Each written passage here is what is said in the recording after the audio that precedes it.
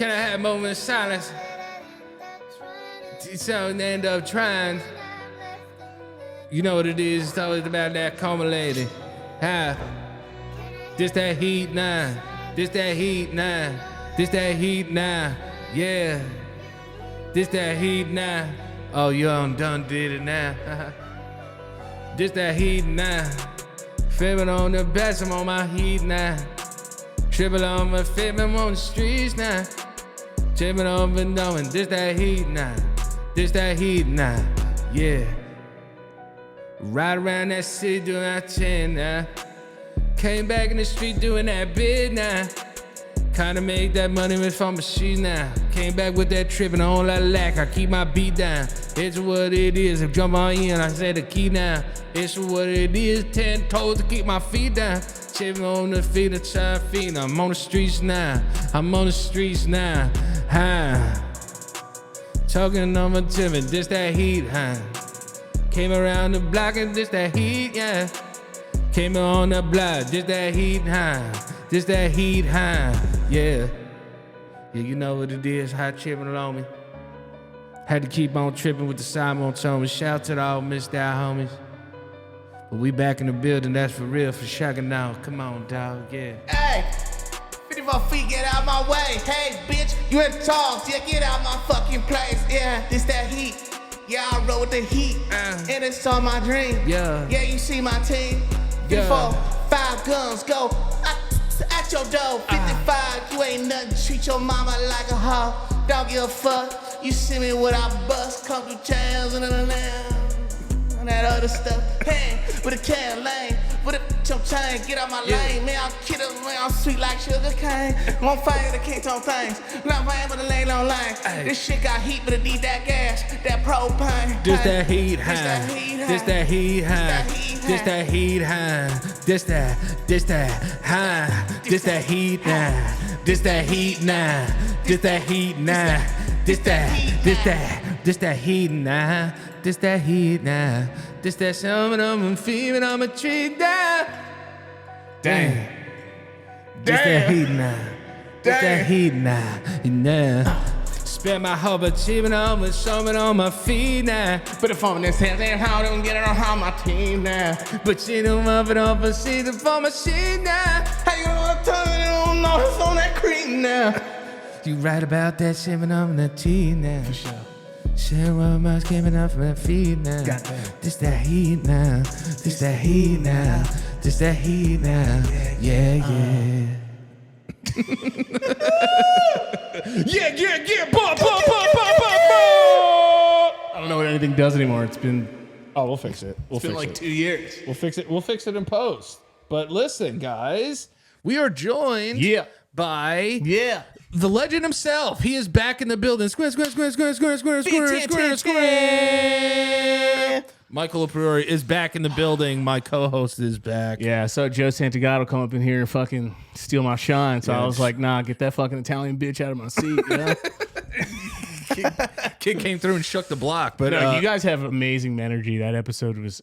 Also, that was the first time you guys had done an episode in a really long time, right? Yeah, it was a great like moment because we've been friends since then. We've done stuff together since then, like Santagato Studios videos and stuff. You guys just have amazing chemistry. That's what it is. Amazing chemistry. Yeah, I think people just miss that back and forth of like how ridiculous I am and like how level-headed Joe is, but he's like also ridiculous, but like in a really cute way. Keenan and Kel. Yeah. Who's the old school, the chubby guy? And D. Martin, Jerry Lewis. Yeah, D. Martin, Jerry Lewis. But who's Chris Farley, David Spade. But who's the other two that people always say from like the 1950s and shit? Donatello.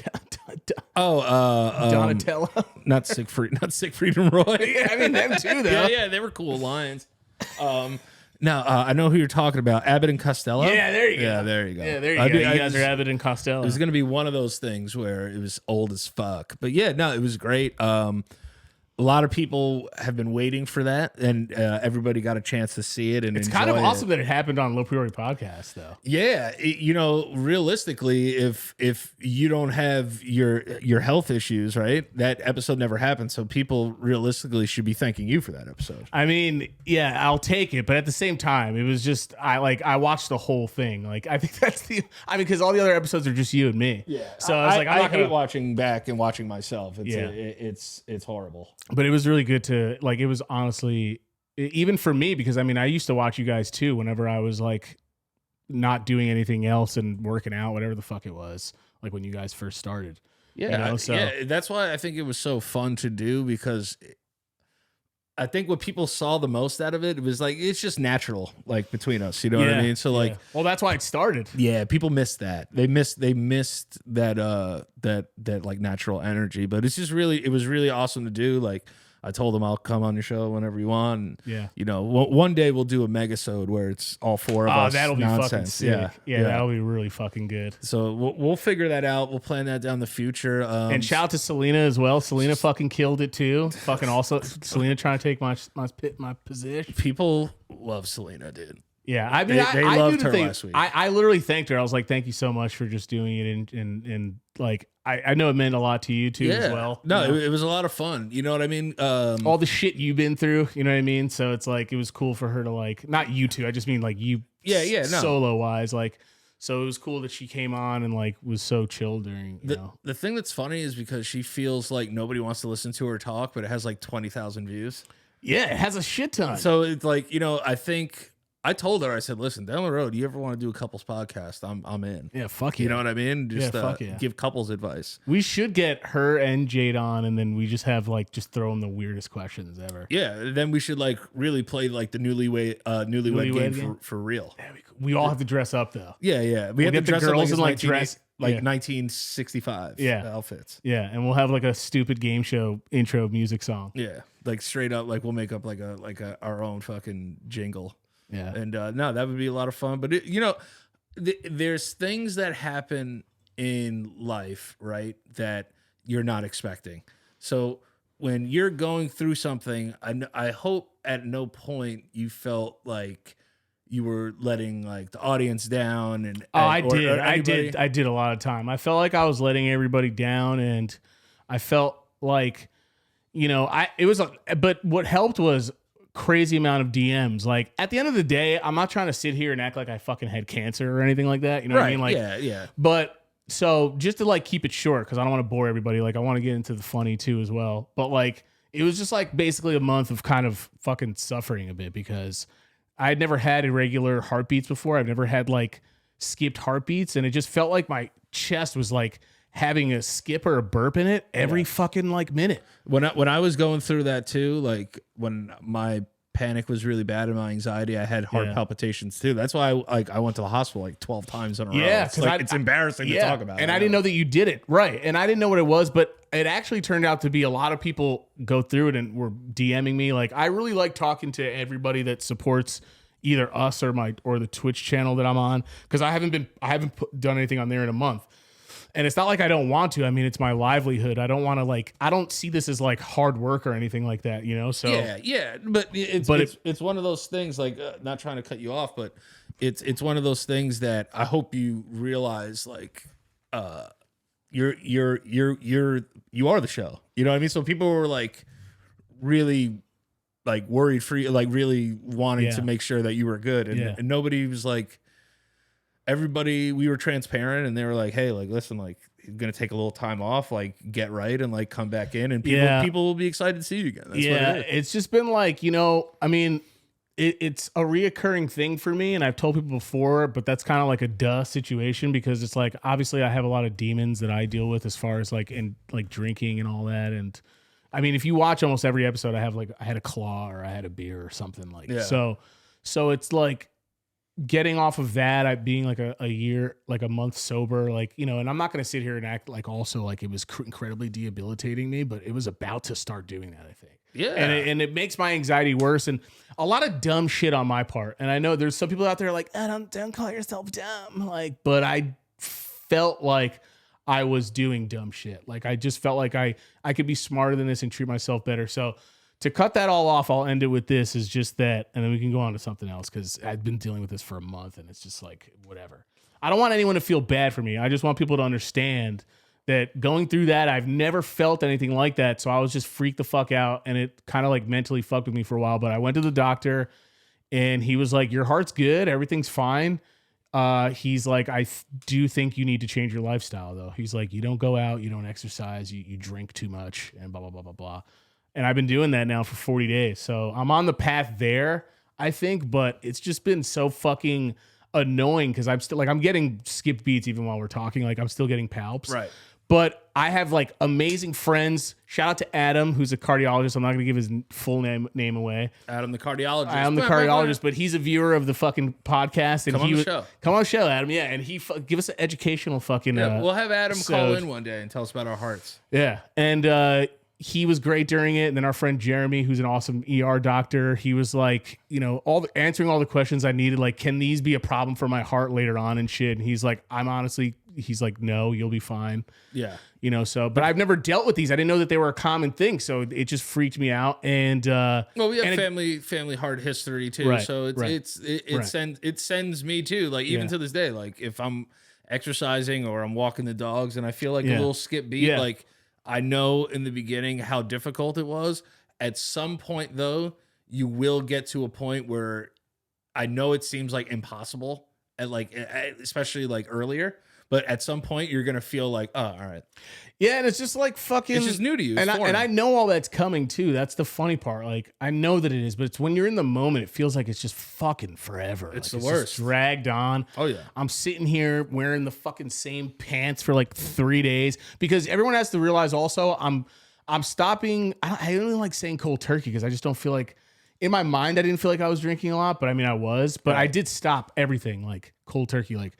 So I'm my anxiety is up here. Yeah. I don't want to talk to anybody and I want to be in my own little like poor me fucking situation. But I got past all that. I'm a month good now. And it's just like, now I'm at the point where, okay, I'm still having palps and stuff, but how long am I going to let that get in the way of me trying to entertain people and do what I love to do? And then how long am I going to let that stop it from me and you doing the show, you know? So it was a lot of me getting mentally right. But then also I blew my back out. I couldn't even sit like this for 5 days. Ugh. I was going to stretch, being healthy. No pause, fully resumed, by the way. And I fucking, I blew my back out. Blew my own back out. It's fucking hot. Giving myself back shots on my fucking bed dildo. Wish I could back shot myself. I was going down to touch my toes. And 35 years old was just like, what's up, bitch? Yeah. You're definitely not as limber as you were. I texted you. Yeah. I was like, yo, it felt like my butt cheek snapped. And you were like, what do you mean? Like it popped like a bone? I was like, nah, it felt like a muscle like just that was like just snapped or tore. Did you feel like gyrate first before it hurt you? Yeah, it was like moving around in my ass. And I was like, oh, there's an alien inside my ass.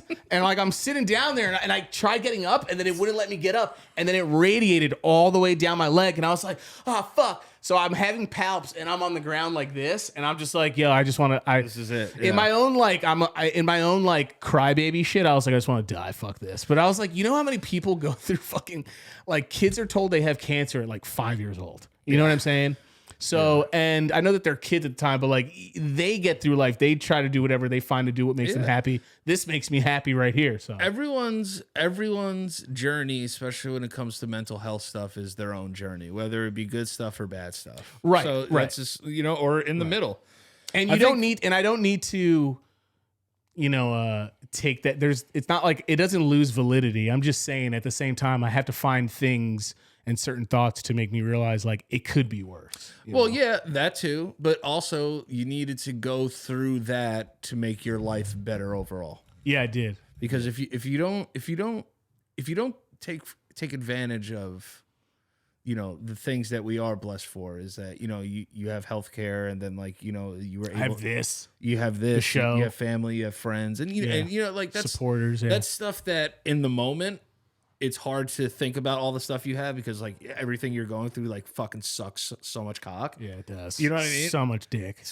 So you're like, so much dick. I don't really care about like these people. Like I love them. Yeah. You know, it's not that you don't love, but you're in your own world where like nothing else exists except for like your heart skipping beats. Yeah. And I also didn't I didn't want to feel like people thought I was like milking. Like I just didn't want to be on the phone anymore. I took a lot of time. I've been exercising every day. Like it started with walking. Yeah. You know, so all that fucking shit that I still don't want to do. But it's ironic. Like, you know, you can do all that when you're younger and you're supposed to keep up with that as you get older. Yes. So that it doesn't suck as much when you're older. But now I just got to get used to it and just hope for the best and just hope it's not on some shit that's going to be more serious. I mean, they all told me I'm fine and that PVCs can't damage your heart and stuff like that. So I'm just going to have to pray that's the fact. It's just Google's the fucking devil, dude. Well, yeah, Dr. Google will give you cancer 9 times out of 10. Yeah, it's So just everything. That's what it is. It all, and like sudden death. Go see a fucking doctor, yo. Like I had a panic attack during my echocardiogram, which they don't even do anything during it.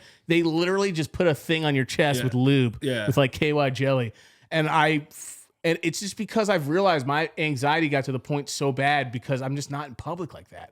Going to an office and doing all these things is like, it became like unreal to me, you know? So it was like the anxiety was just making everything way more scary than it has to be when it's in like, I went to go get a colonoscopy. Like if I can do that, I can do anything. If I can go to sleep and have a guy shove some shit up my ass. Yeah, if you could literally get legally put to sleep and then legally have a man shove something up your asshole, I think you're going to be able to get on the horse again. Yeah. You know what I mean? And listen, when I went through my thing, I felt exactly the same as you. The reason I didn't text you every day is because you don't want to get bothered every day. It's got to be something I fix. There's a certain process that you have to go through, right? And everyone's process is kind of their own. So you have to go through your own self-healing process. You know, and in life, like there's trauma in life and there's things that happen in life that are very sudden. It's almost like a toothache, right? Like you thought your mouth was good until your tooth started hurting. And now that takes over your entire life. You can't eat, you can't sleep, you can't drink, you can't do anything. Yeah, I couldn't even jerk off. Yeah, that's it. Because every time I felt a heartbeat, every time I felt a skip beat, I was like, Yeah, no, that happened. That happens to me too. Even till this day, like I'm like, oh, that was a weird J. Yeah, it's a weird thing. And you know, shout out to our friend Jeremy again, who's the ER doc. He was just like, some people just live with them, man. It's just like, he's like, it's brand new, so it's going to be weird to you. He's like, but maybe they go away, maybe they come back.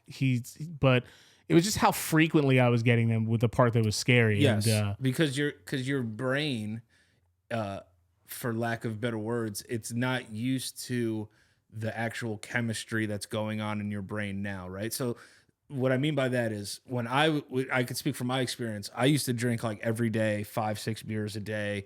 Any excuse to drink a beer, it was like, oh, like the Knicks are on, 6 beers. Oh, I have the kicker in Thursday Night Football, I'm gonna drink this fucking beer. Yeah, so like I found excuses to drink all the time. Now when you're like, hey, I want to get better and like I don't want to drink as much or at all anymore, your brain chemistry is off. So your body's gonna have physiological responses to it.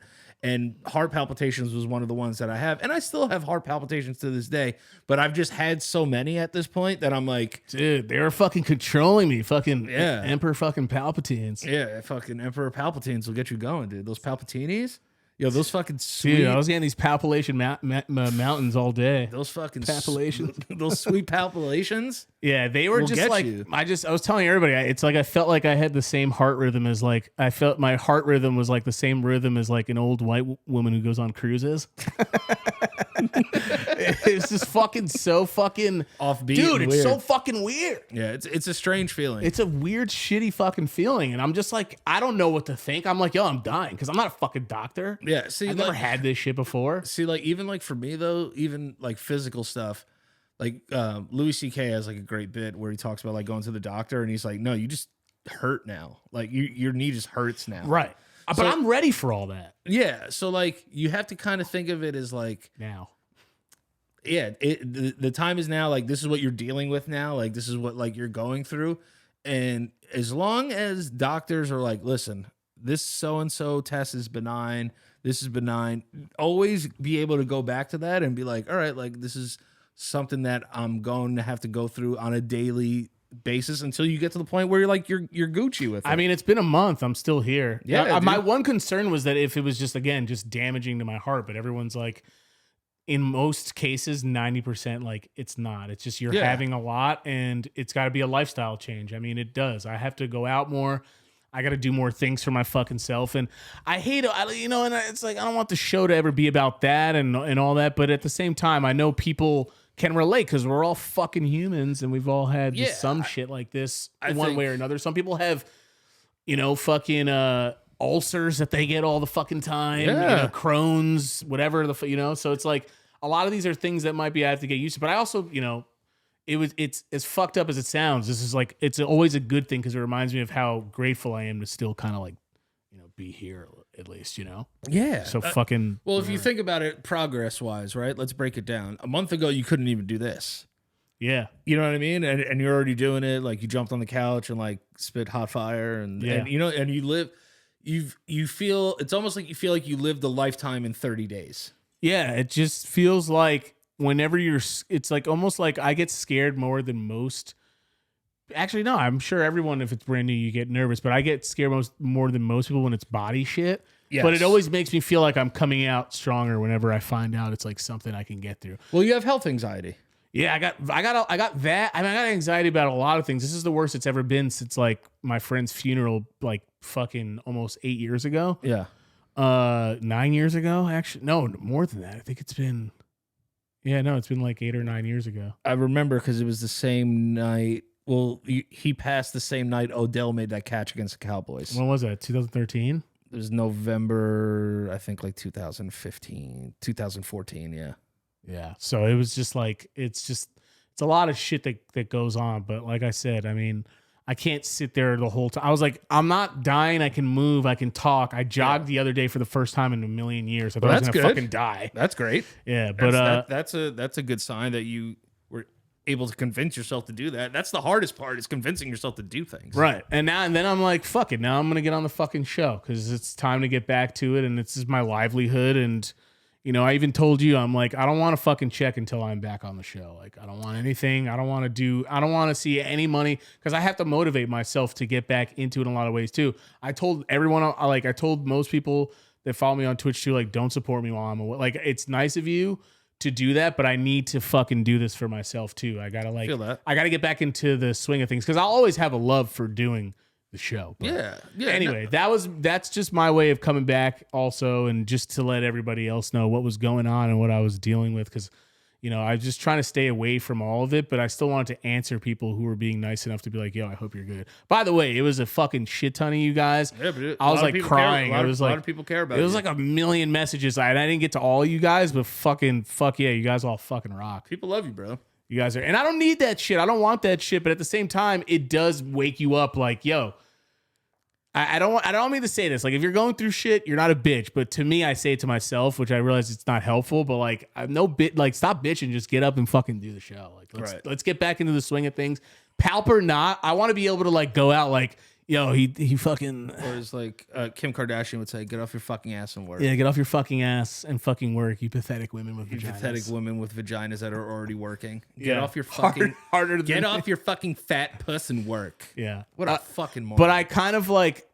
For the first time this week, to now that we can jump into a different topic, I kind of feel bad for her because, like, as a parent, she does seem to be doing a little bit better as far as their protection because fucking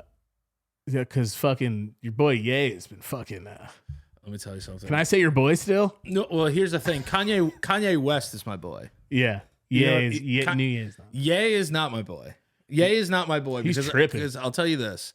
He's tripping. And I listened to the Drink Champs interview, and I listened to the Lex Friedman interview. Two completely different interviews. Yeah. But I will say, the thing that I respected the most out of all of the things that he said, the only thing that I respect that he says is that he wants to be a good father. Yeah, I think he does too. I know he does. That's the one thing I see genuinely that just as a man, I can respect when he says, I want to protect my children from, being over-sexualized and fuck yeah. I get that as a man. Everything else is obviously utter nonsense. He also hits and misses, but he misses a lot more than he hits. Yeah, because he I relate to him in a sense where I have a hard time articulating myself as well. Yeah. It's just I'm not anywhere near as influential or that what he said was anti-Semitic. You can't change anything. I mean, about when it. he's on a podcast and he's just like, and Walt Disney said the same thing. Yeah. And Disney and Jews. And I'm like, dude, And the Walt Disney Chinese. was like an anti-Semite. Was an anti-Semite. He didn't like Jews. Yeah, he didn't like Jews, allege. Yeah, but then like now, but yeah, allege. Allege But, like, Disney didn't rock with He the Jews. says things and then completely derails like all the time. He'll be like, and Jews and Jewish people, and you're Jewish just like, media. So my thing is this. My best friends in the world are Jewish. yeah, And when I saw that he said that about the Jews, first of all, the word Jew is just hilarious because it sounds derogatory, but it isn't, but it is. Like if you go up to someone and go, "You Jew," derogatory. yeah. It's like, "Oh, you're a Jew." If you go up to someone who's hairy and they're Jewish and you say Chewbacca, that's derogatory. That's derogatory. That someone could say that you Don't know, ever say that. Don't ever say that. You know what I mean?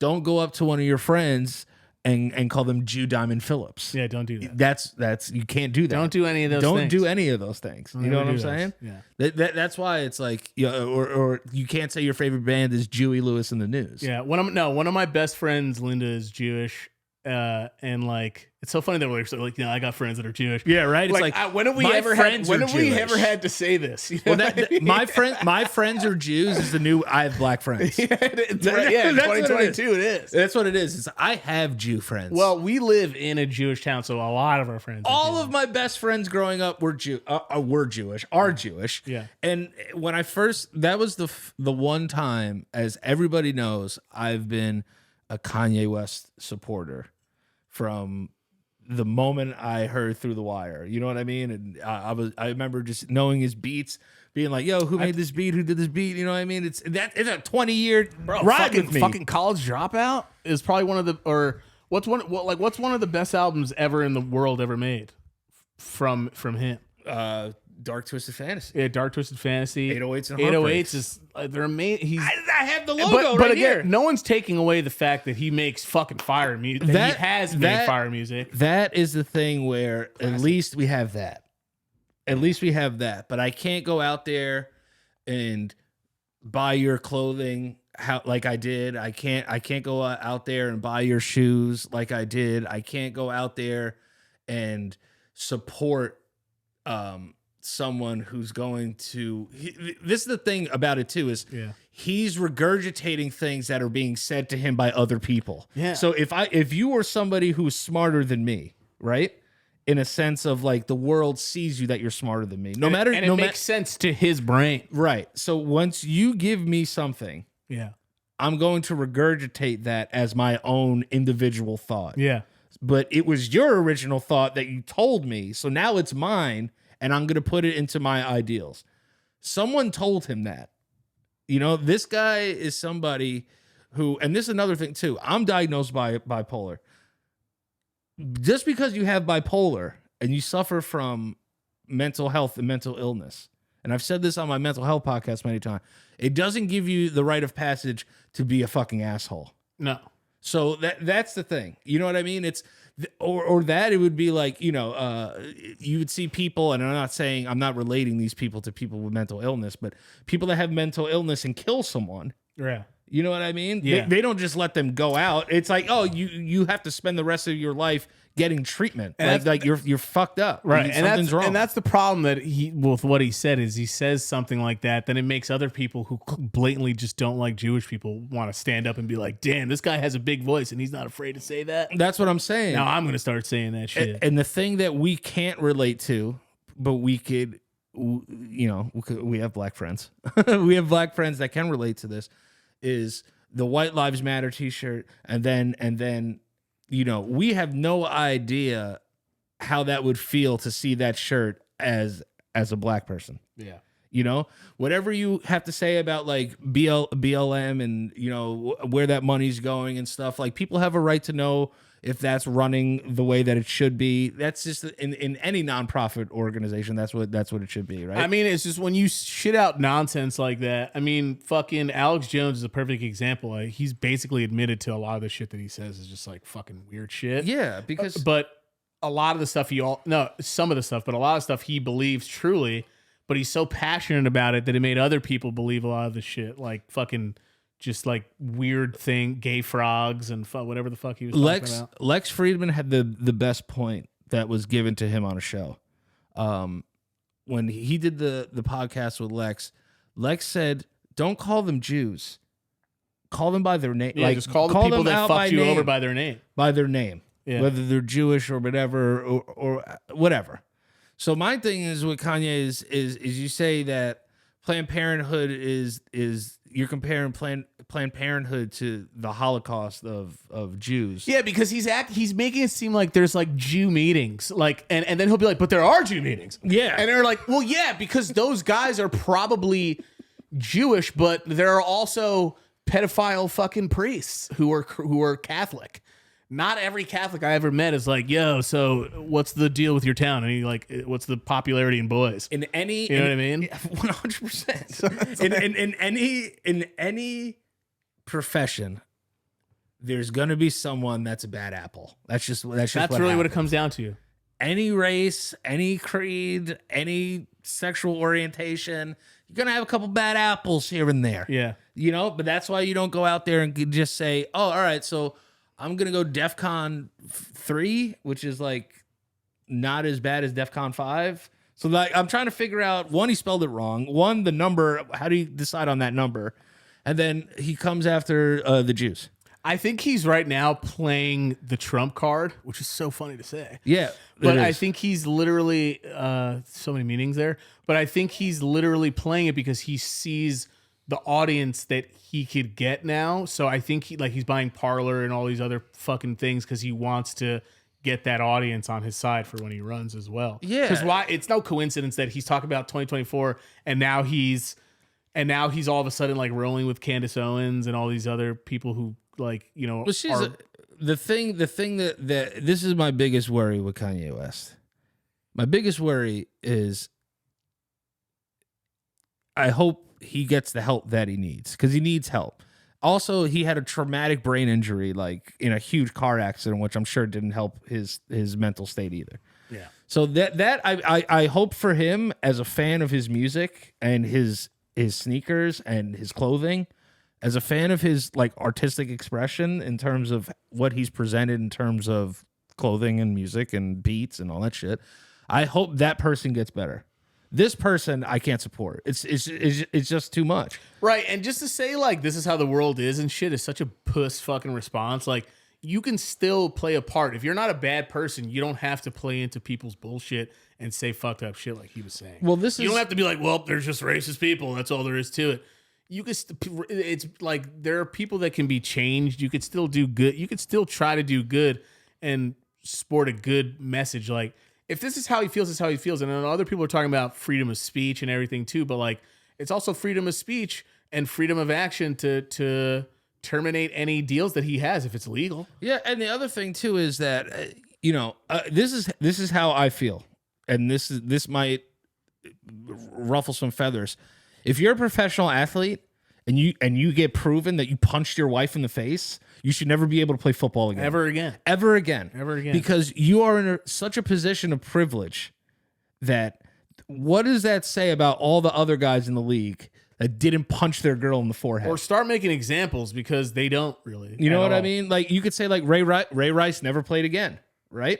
But they should never even have the chance to play in your league ever again. Yeah. The Yankees have had guys who have had domestic violence, and this is the problem with having legal things play out because money makes people change their minds. Yeah. So when you have money, you could get charges dropped. Doesn't mean that you didn't do it. Yeah. It's just you guys don't want to go through this legal exchange where it's in and out of court. Give me a certain bag and I'm good. Right. Look at Vince McMahon. Vince McMahon gave somebody a bag because he was fucking them, and they were cool with it. Yeah. But now that WWE's public, you can't really have that like on record. And when you're at that level, you could just fucking cake at a situation. Yeah, dude, you could fuck somebody. Cake at a situation. You could have a full-on affair, right? Which is anybody? Pay the woman and they leave. Surprised? No, dude, Vince McMahon's a maniac. Yeah. You know what I mean? And I do think that we fall victim, and I'm saying for myself, from my experience. Love the art. Be careful when you want to love the person. Yeah. Because when I saw all this stuff about, even when the Trump hat came out, I know a lot of people, especially the black community, were having a hard time with that. It's hard for me to understand because I'm not black. But you know what I mean? I don't hate people because of who they vote for, though. That's my big thing. I don't hate. We have Trump voter friends, and we have people that have been in my community, in my channel. Like, you know, you're not allowed to be there. But I mean, if it comes down to like borderline hate shit, though, like I'm not tolerating. It's just hate speech. I just think as people, we've come a lot further than that. I would like to think that we've come a lot further than that. And when you have that level of influence, this guy is a massive's not even the right word. He's a like perennial, timeless influencer. Like, he could influence people to do anything. Yeah. And with all his bullshit, he got as successful as he did. You know? So it's like, you have to be responsible. And then he has to get a better team around him. He has to get better people around him. He needs to get treatment. And I know he was on Lex Friedman talking about like he's not on medication. And sometimes medication isn't the answer for everything, but it's different strokes for different folks. And I think medication would help him nicely. Yeah, right. So it does not give you an excuse to come out and say, anti-Semitic, send an anti-Semitic tweet, right? And then also you go to a point where you are at a level where you're going to double down, right? And then you're going to triple down, and then you're going to quadruple down. Yeah, you know, it to the point where billions of dollars are going to get like lost. It's a joke. I thought it was a joke that he went to Skechers and got kicked out. He actually got kicked out. Yeah, he actually got kicked out. And the thing that sucks, kind of a fire idea though. Yeah, of course. Skechers would have made mad money, but it's crazy. But we don't want it. We don't need it.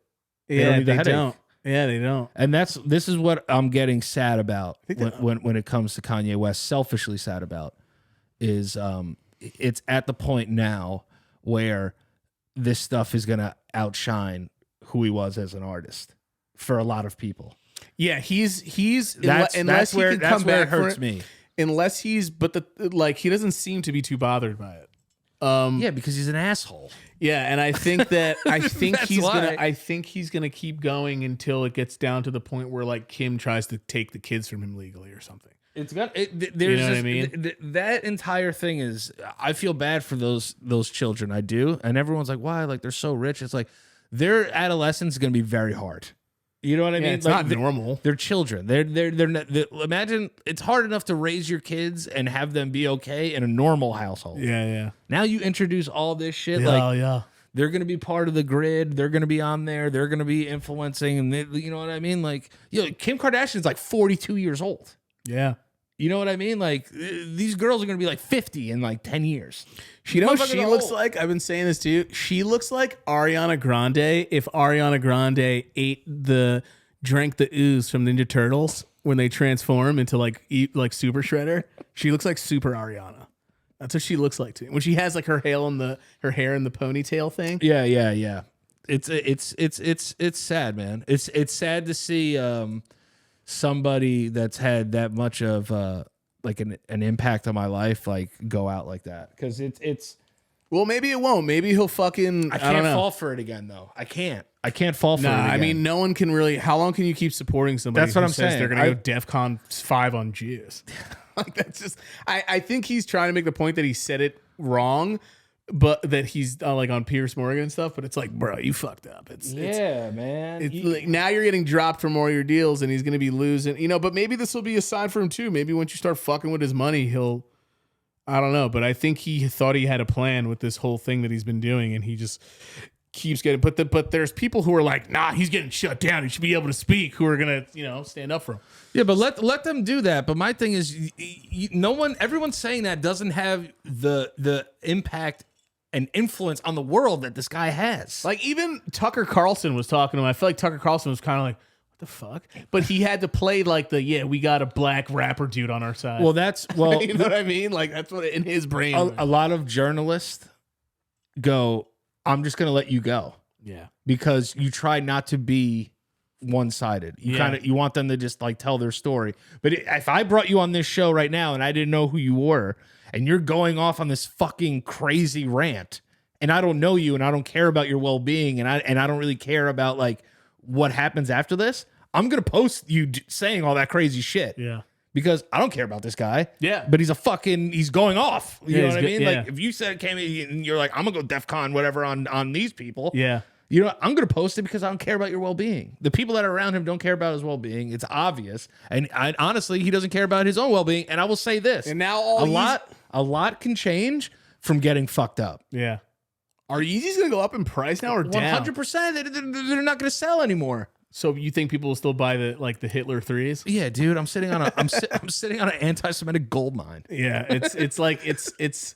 I was thinking about it. People were like, "Oh, it's over." I'm like, what does this mean for anyone that owns a pair of like Yeezys? Yeah, they're all going to go up in price because they're not going to make them anymore, and I have like a ton of them. So like my thing is, the protesters in us should be like, fucking hang them outside on like. I'll be honest with you, like burn them and then throw them all over like a fucking telephone pole. I'll be honest with you, wire. I had this like conversation with myself where I had like the wave runners like in my hands, like 2 pairs. I was like, I should throw these away, and then I remember just being like, I'm just gonna hold on to them for a second. We spent money on them.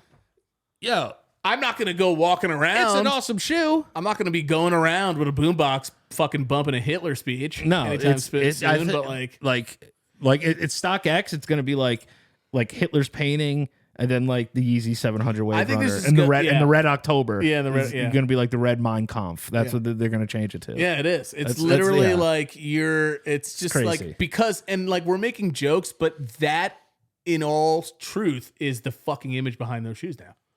That's what I'm saying. His shit is gonna overshadow all the cool shit he's done. Bro, even when he was on Lex Friedman, he was talking to Lex Friedman's hat. Like even there, dude, it's crazy. Like what's his name? Who's the radio dude who's on like every radio show? He's Hot 97. Ebro? No, not Ebro. Rosenberg. Like he made a good point. It's like people still have relatives who were in camps or died in camps. Oh, like, yeah. This wasn't that long ago. It was the 1940s. Like, yeah, it was long ago, but it wasn't like this isn't shit that wasn't televised. You know what I'm saying? Like, dude, our this grandma, wasn't shit that wasn't recorded and like our grandma was alive. Right. He was saying like Iran leader shit, bro. Like, you know what I mean? Like almost borderline Iran leader shit. You know what I'm saying? Like, I'm very worried about his well-being. I hope he gets the help that he needs.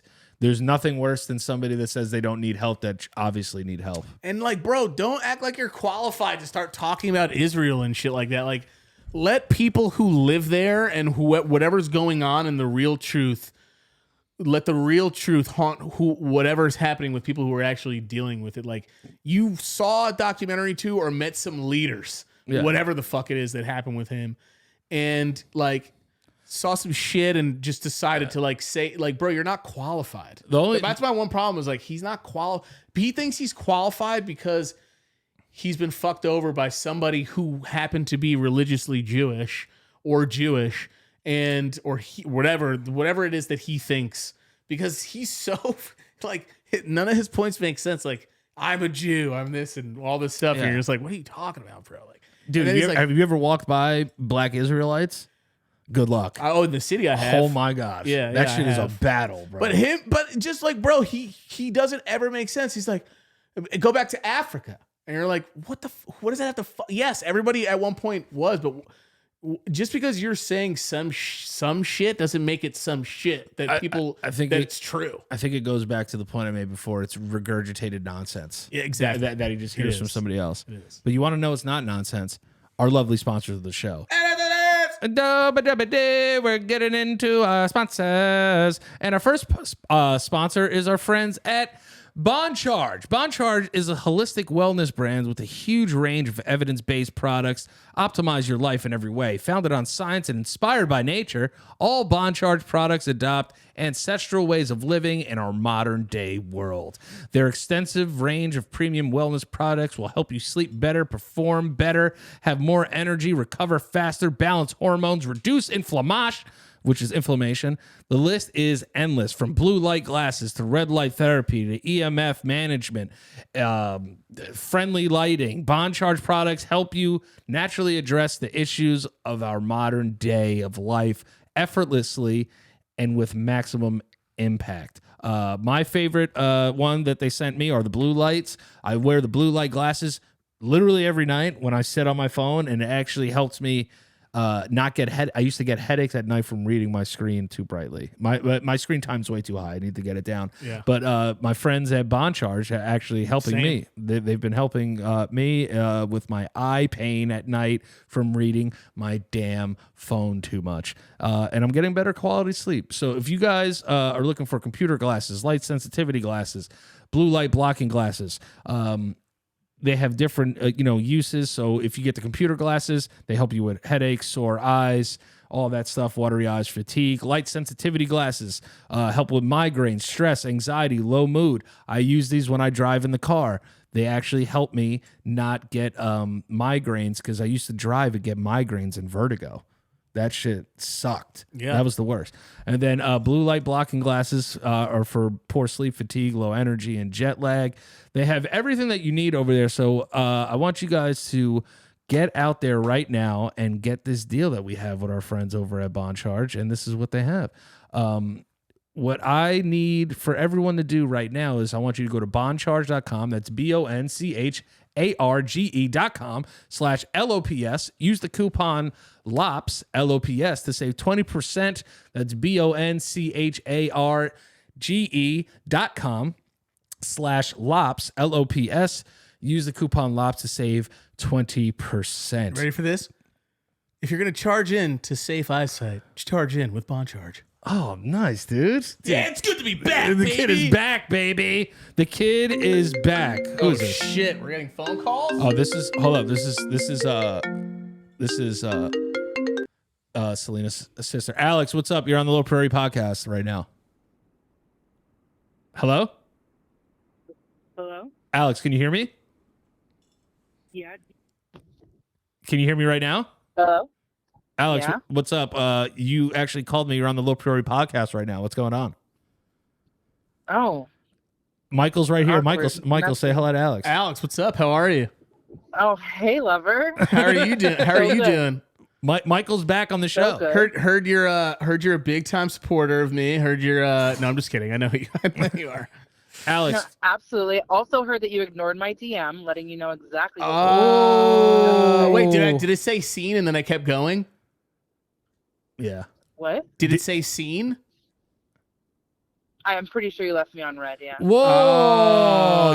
You have to write back right now. Yeah, we just talked about this. No, she's one of the 69 people that I follow on Instagram. Oh, well, that's a big one. So I'll talk to you about this. I was going through a lot of shit where I probably saw it and I was like, thank you, but I was like, I just off my phone, not being fully attentive to everybody. So I apologize. Okay, I'm glad you're feeling better. I'm trying to, but I just want to say I love you, and I would never do that to my future sister-in-law. No, there you go. Of course. All right, and I'll make up for it with plenty of babysitting. It's about Selena. Okay, all right, Alex. Love it. Alex, one question. Yeah. Would you beat Selena in a fight? 1,000% no questions asked. That's it. You hear it here. We talk about it on the show. Question. I think you would absolutely wash her. Talia would 1,000% mutilate us all with her words, but physically I could beat it down. See, yeah, that's what we're gonna do. And listen, when we're all together for Christmas, I think I'm gonna shoot a family episode, and we're all gonna be on it. Yeah, we should settle this once for us. Also, who has the worst fucking farts in your whole family?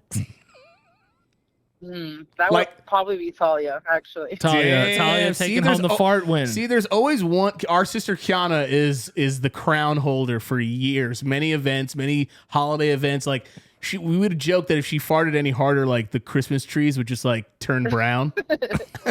Yeah, and fall down. So, all right, I'm happy to hear it straight from from your mouth that I know for a fact that you would beat up Selena and Talia at the same time, probably.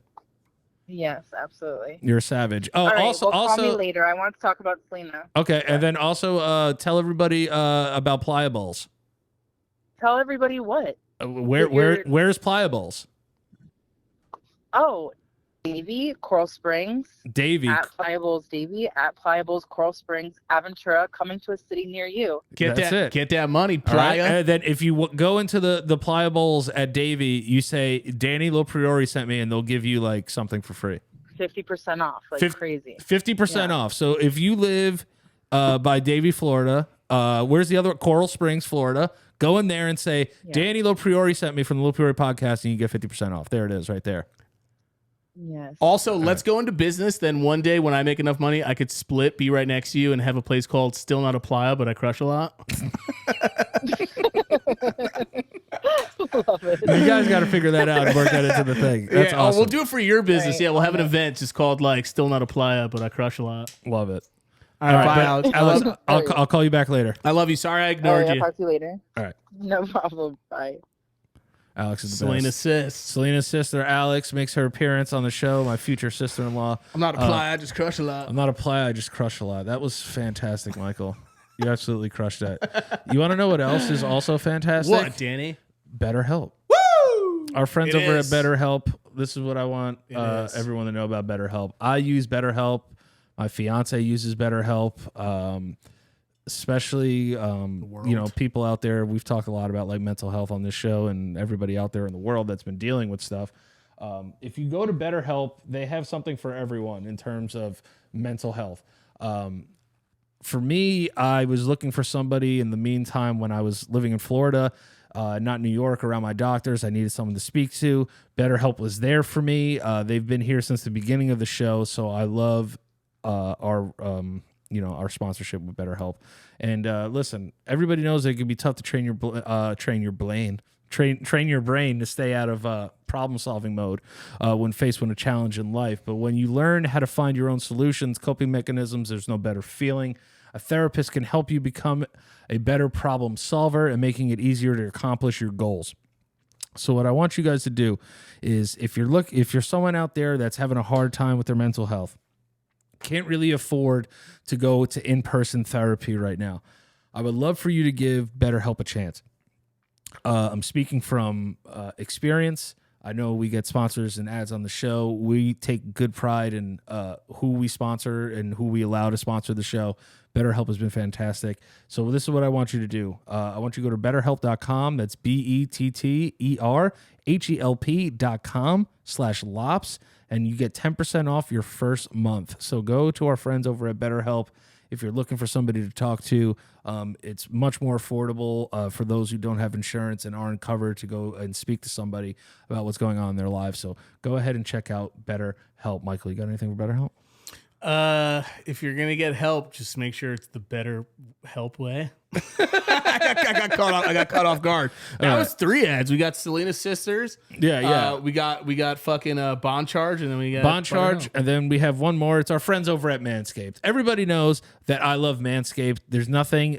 There's not one hair on my body that isn't scaped by Manscaped. So that being said, this is what I want you guys to do. They have the Lawnmower 4.0, which is just absolutely incredible. That's because he has more than one, guys. He's not pubing his face. Yeah, no. I have more than one. I have multi lawnmowers. So you guys know. I have a face lawnmower, and then I have a panache. I need the face one. That's what I need. Yeah. I got the panache. Yeah, I got the panache. All right. But yeah, go get the care package. Get the ball deodorant, which makes your balls feel so damn good when it goes on there. Also, they have an amazing. They have just amazing packaging, amazing products. Manscaped has been with us for a while. We love Manscaped. I literally use my Lawnmower 4.0 every single day. If you want an amazing package, you might as well get an amazing package. Yeah, the care package at manscaped.com. Use promo code LOPS, okay? This is what you guys aren't going to understand about Manscaped until you use it. Every time before I shave my balls, I would cut my balls. I literally would cut my balls like hard. Damn. I would bleed from my sack. Torturing your sack. I would bleed from my sack. And this is why everybody needs to understand when it comes down to taking care of your balls, you have to protect your balls. Your balls were a prisoner of war. And with their skin-safe technology, that's all you need, all right? The Lawnmower 4.0 has 7,000 RPM motor in it, so it's not going to be one of those things that pulls your, when like it would pull your pubes and go, it would go, get. Yeah. Holy shit. This I'm not going to answer. And so that was Manscaped calling, and they were like, hey, wrap up the ad. So I was like, okay, I'll do that right now. So if you want to get 20% off and free shipping with the code LOPS, LOPS, you can get 20% off and free shipping. Go get this amazing piece of technology. Keep your balls trimmed. Keep your armpits nice. Fix your beard. You could do it all, baby. They have everything. And they also have the Weed Whacker, which is another amazing thing. They have a nose trimmer, ear trimmer that I use all the time. Manscaped is the best. Thank you, guys. Use promo code LOPS, 20% off free shipping. Now back to the show. Yeah, let's get into the motherfucking funny, because that's what the fuck I'm here for. So there's a couple of things I wanted to talk to you about. So I played in the Knicks celebrity basketball game. Yeah, how was that? It was fun. I will say that when I was in the Knicks celebrity basketball game, I was a late addition. Right. They were like, hey, I spoke to a friend of mine. He was like, hey, man, like, come run, like, whatever. So I'm there, and I get there, and I'm not on the roster list. Right. So I'm like, this is a fucking disaster already. Like, I'm not, like, I love the Knicks. Not going to come out here, though. Like, you know what I mean? And do the whole thing over again, whatever. They figure it out. They do some, like, they figure out that I'm supposed to be there, blah, blah, blah. They give me the jersey and the shorts. Obviously, you guys saw. So I'm playing, and I get into the game, and somebody from the Knicks organization goes, hey, come here. So I'm just like, oh, like maybe they're just doing subs, like, oh, we're subbing. Yeah. And he goes, who are you? So I go, oh, my name's Danny. I'm here with so and so. They told me to come and play or whatever. And then I said the name of the guy who was supposedly supposed to put me on the list. And he was like, oh, you spoke to this person? And I was like, oh yeah, like that's who I found out or whatever. And he goes, I'm that person. He goes, get the fuck out of here. Jesus Christ. Bro. In Harlem at Rutgers?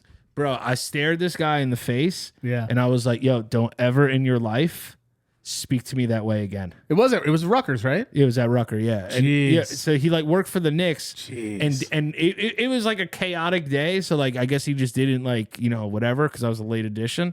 I'm like, yo, I stopped everything. And I was like, yo, don't ever fucking speak to me that way again. Yeah. And he was like, wait, what's your last name? Then I was like, Daniel LoPriore. He goes, oh, man. Oh, dude, I'm so sorry. And like went to put his arm around me. I was like, yo, bro. Don't touch me. Don't ever speak to me like that again. Yeah. Ever in your life. Yeah. And I go, yo, I said, you curse at me in front of people? What's wrong with you? In front of Ron Artest? Yeah. And then Ron Artest was like, yo, chill, yo. Like he saw of all people. He saw I was getting tight. He was like, yo, it's all good, bro. And then like Earl the Pearl Monroe was like, hey, man, like stop bothering my players, man. So like that was mad fun though, bro. Like besides like that one thing, like me like wanting to break this fucking guy's face in half. Yeah, of course, yeah. Bro, when I tell you that imagine you just punch that dude in front of Ron Artest. Oh my god, dude! If you knew how much energy transferred into my punching hand, dude. Like I literally like turned to the point where I'm like, yo, I'm gonna fucking punch this dude's fucking head off, dude. Because it was so embarrassing. Imagine being around 100 people and some guy goes, get the fuck out of here. Damn. Like I made up some fucking huge yo, what up, guys? Gonna prank the Knicks celebrity basketball game. Like, what are you doing, dude? You think I'm come out here to do that? So I guess that's like what he thought I was doing. Imagine you bodied somebody though in front of fucking Malice in the Palace. Dude, when I tell you that it was so close, like literally I had to walk away and like chill the fuck out because I was like, yo, I'm going to fuck this dude up. Yeah, you almost had a fucker in the rucker. Yeah, dude, fucker in the rucker, bro.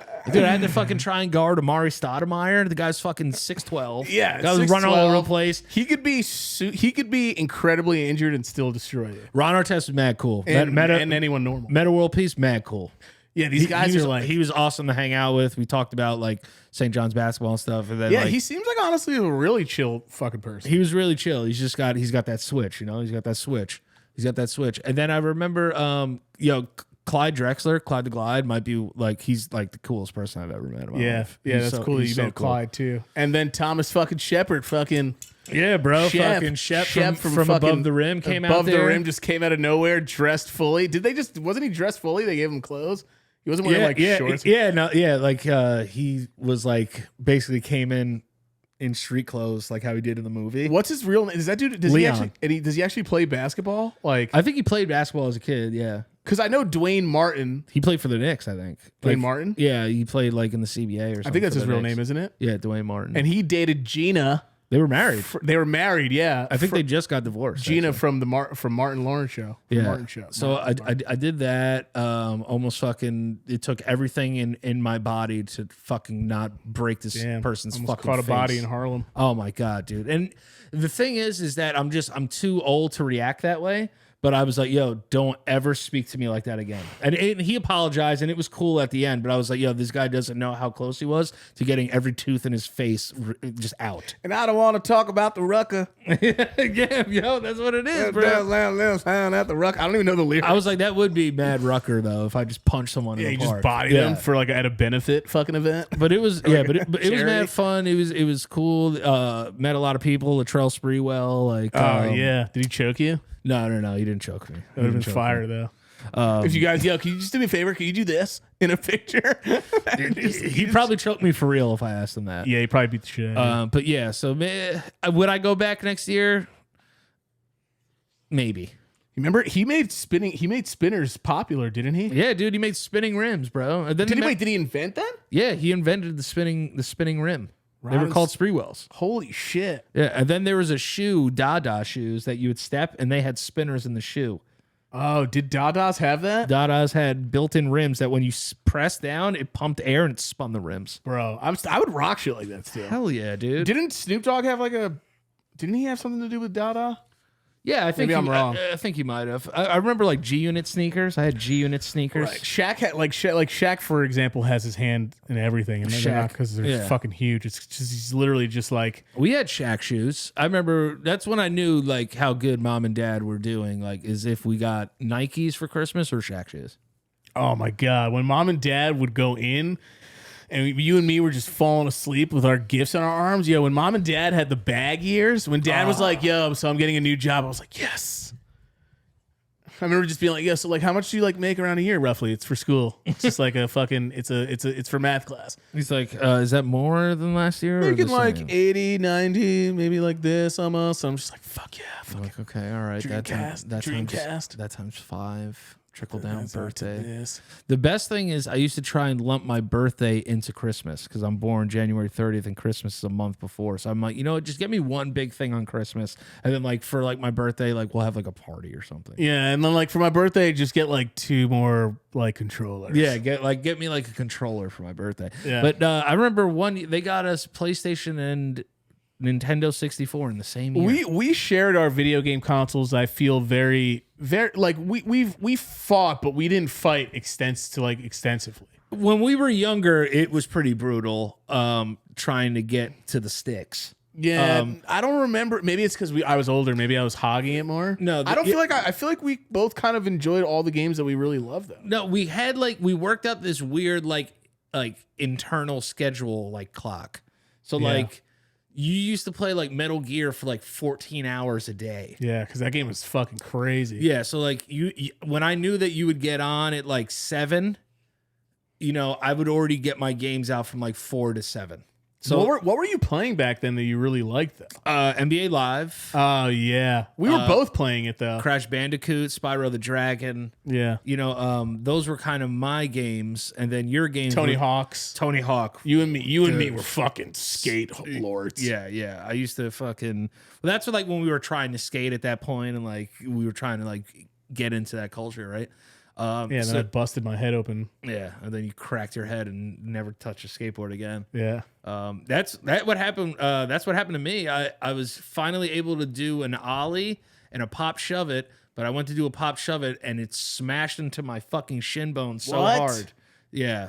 I remember we used to we used to do like finger flip tricks off the couch onto the floor on a skateboard. Yeah, on a skateboard. Like we would do like the shit like Tom Green used to do, like finger flips and all that shit. And we had wax. Like you had a good skateboard, I think, but we had like wax skate. Like we never like we always had shitty skateboards. Yeah, I didn't get a good skateboard.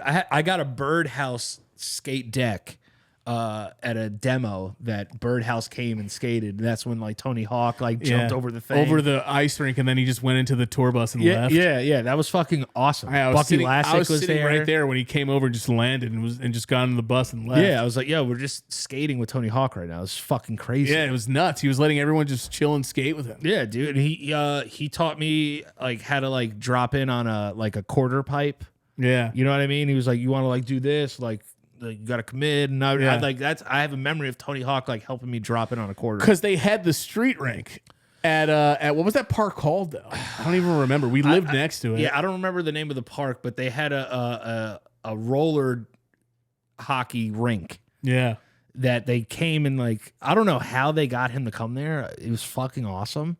But just, I remember that it was like the first week we lived there. I know. And I remember this fucking town is awesome. And I remember this kid was like talking shit to us when we first moved there, and they were like, "Where are you from?" We were like, "New York," and he goes, "Oh shit, I'm sorry, man." Yeah. We're like, "What the fuck?" If you were from New York, some of the kids there thought we were like fucking thugged down. We killed people. I was like, I'm in fucking 5th grade. Yeah, no, it was like, I don't even know how to spell gun yet. Yeah, I haven't killed anyone since kindergarten. That was it. You know, I'm rehabilitated. I think we used to go along with it though because we liked the power of them being like just leaving us alone and being they were afraid of us. Right, that's right, bitch. I spoke to Steve Koski for about 2 hours the other night. Oh, did you really? Yeah, on the phone. Yeah. So weird hearing people's voices like from 5th grade and then like flash to like 10 years later, like, "Yo, what's up, bro? Yo, what's up, man? Like, what's going on?" And you try to listen for their old voice somewhere in there. Yeah, still, it's not there.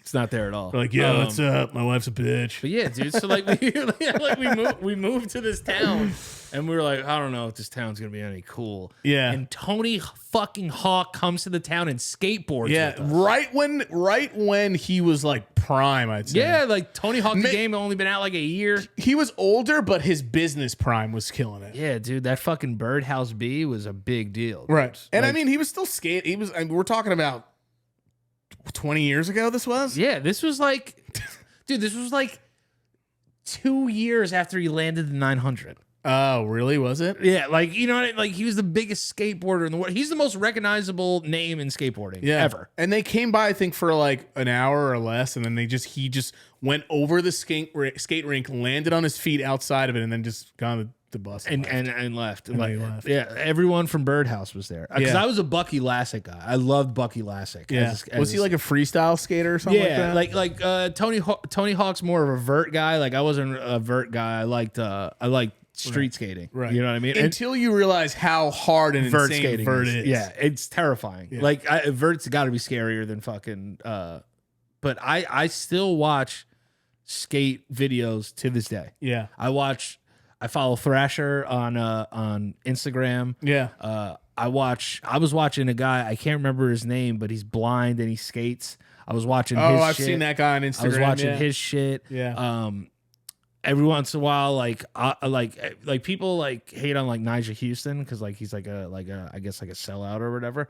He's so fucking filthy. Yeah, he's been skating since he was. Remember the old videos when he had dreads down to like his fucking heels? Yeah, bro. It's like he's nasty. There are nights where I'll spend 5 hours watching skating. Right. Watching people skate, street skate. Right. And it's one of those things that if you could fucking do a kickflip, you're automatically super cool to me. Yeah, yeah. If you could just be like, yeah, I'm just fucking do this, like skaters, or it's that culture is so fucking cool. Who's that kid that was like the Bieber of skaters back in the day? Oh, Ryan Sheckler. Yeah, Ryan Sheckler. Yeah, but he was a fucking beast. Bro. Yeah, he was. He's aged terribly.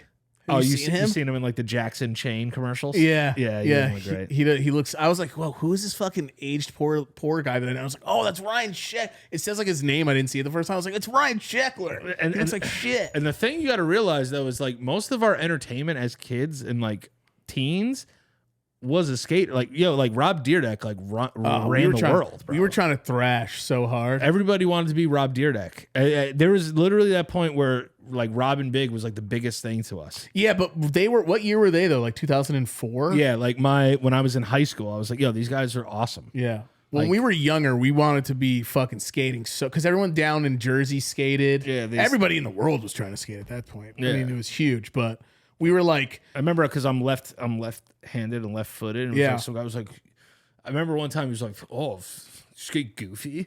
I was like, "What?" I didn't even know what Goofy was. Oh, is that like saying like Southpaw? Yeah. So I was just like, this guy just called me Goofy, and it like hurt my feelings. Oh, I thought he was calling me Goofy, but he was just like, "Oh, like you skate Goofy." And I was like, oh, like, I'm never going to skate again. This guy who's really good at skateboarding just said I'm a fucking funny goof. If you just like hit him with your skateboard, knocked him out, and almost killed him, and found out it was because he was just talking about certain style. Did I ever tell you the story about Pat McElroy? No. So there was this kid, Pat McElroy, that lived in our old town. I remember Pat, though. Yeah, Pat was the man. He was like an older kid that like got puss. Yeah. You know what I mean? So I was like, oh, this kid's the man, dude. Yeah. So like, I went back there like years later. I must have been like 16 years old. Yeah. We went with Mom. That's when we kept prank phone calling. Me and Keith kept prank phone calling phone sex hotlines and pretending to be old people trying to masturbate. Yeah, and I was like, I can't get a boner right now. Yeah, so she's like, do you like that? And you're like, what? Yeah, that's what we were doing. And they were calling. I was like, what'd you say? Come again. We would call them and be like, well, my wife passed away and I still get horny sometimes. And they were like, all right, baby, like, what do you want to do? I was like, oh, I just want to like play with your titties and I just want to rub your butt and cheeks and stuff. Like, if that's you're like, hold on 1 second. You like put on a record player and like, in my solitude. What were you saying, dear? I was like, yeah, so, but sometimes it's hard for me to get the old penis going. So like we did that for like 4 nights in a row, and it was fucking awesome. Fire. But we didn't realize that we were staying at like Mom's friend's house, and it all came back on her telephone bill. Oh, because you had to pay for time, right? Hundreds of dollars.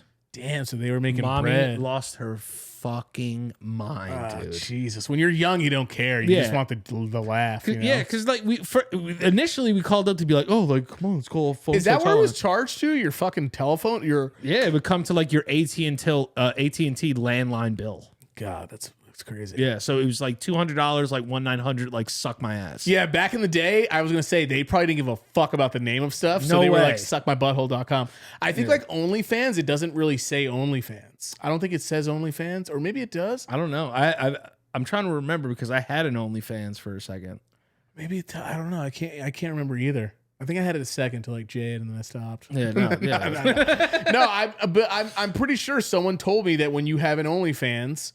I swear to God, I'm sure when they you have an it. OnlyFans, I'm that sure they don't. It actually doesn't show it. But I could be. I don't know. I could be wrong. I would hope because like I think me not knowing shows that I didn't have. Okay, guys. Yeah, it would just be hard for me to justify paying for pornographic material with the internet. That's just like outrageous. I mean, like, I'm already paying $70-$80 a month for the internet. Why am I going to buy like more fucking things? Premium?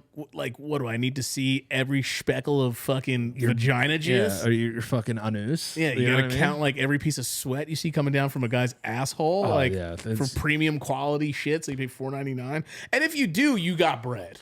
Dude, I was watching this porn one time, and I must have been like 20 years old, right? So like, I remember I'm watching this porno, and I'm like, yo, like this dude's like balls look weird. Like, this dude's ball, and I'll get back to the Pat McElroy story because it's awesome. But I was just remember just being like, dude, this guy's balls like look weird. Like, what's up with his balls? Yo, for some reason, it looked like he only had one mega testicle. Oh yeah, I know what you mean. Like there was like no in between crease. There was no crease. It just looked like he had like. What is that crease anyway? I don't know. I guess it's like I think it's like has to do with why one testicle hangs lower than the other, like for like sperm reproduction or like heat or something. I think that's like scientifically why it happened. But this guy, he's having sex with this girl, right? And I'm like, oh, that's awesome. But then I just become enthralled with his balls. Yeah, like, I'm staring at this dude's nutsack for like 15 minutes. I'm not even jerking off anymore. Because you're like, mine don't look like that. No, I'm not even jerking off anymore. I'm fully flaccid. Like I now I'm just like pulling it back like the Yeah, fucking now it's Zapruder research. film. Now it's yeah, research. yeah, like it's like JFK's like shooting video. I'm just pulling it the back. magic bullet. I'm like, look at his ball right there, like down and into the left. Yeah, down, why does it look like that? back and to the left? Look at his ball. Yo, he had one testicle in his sack that looked like one of the, those balls that you would rub and, and they make a sound. Yeah. That's what his testicle looked like. It was this man just had a planet for a testicle. Was this like back in the day when it was like Kazaa porn? Yeah, it was like Kazaa, like random porn. You would just type in like tit sex. There have been times where I'm like, wait, what is that? And like it like throws you off of like your jerk flow. You're not even horny. I remember one time a guy had a perfectly placed birthmark on his sphincter hole. Yeah, and you're like, what the heck? And I was like, damn, dude, this dude's like has a huge ass birthmark. yeah, I was like, I'm good, there, dude. There's some dudes too. They have like multi-tone dongs, and I'm like, what the fuck? This thing looks like a fucking. It's multi, yeah. It looks multi-dom. like one guy. I was like, this guy's dick looks like a Neapolitan ice cream. Because it was like pink at the top, then white right at the very bottom, and then brown for Dark the rest at the of base. it. Yeah, I was like, it what had the dark fuck is base. this is like strawberry vanilla chocolate. Yeah, this guy all in has a one. Neapolitan penis. Neapolitan. Neapolitan. That'd be a great name for him. It But would yeah, be, yeah. I remember this one dude also like had like a huge he had like a appendectomy scar. But it like looked like kind of fresh, like he just got out of the hospital to make this sex video and like probably pay for his appendix being taken Just out. like bleeding in the middle of shop. Yeah, and I was just like, ew, dude. Like, yeah, like, that was the thing that made me. I was like, all right, porn's gross. I was Yeah, like, this it is fucking. It's disgusting. fucking disgusting. And It's for crazy. anyone who goes, man, you're looking at the dicks a little bit too long.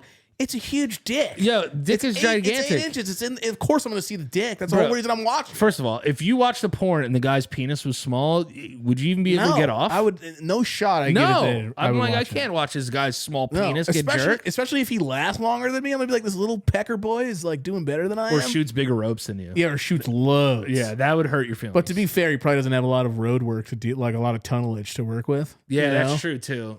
So and probably also, just goes, dude, and then you see like those guys where their middle vein looks like literally like Yeah, you like could the- land a like- fucking plane. yeah, on it. like the Snickers bar, like the top of like a Snickers bar. Yeah, dude. I'm like, yo, first of all, your dong like your midriff or whatever it is. Like, Yeah. How do you?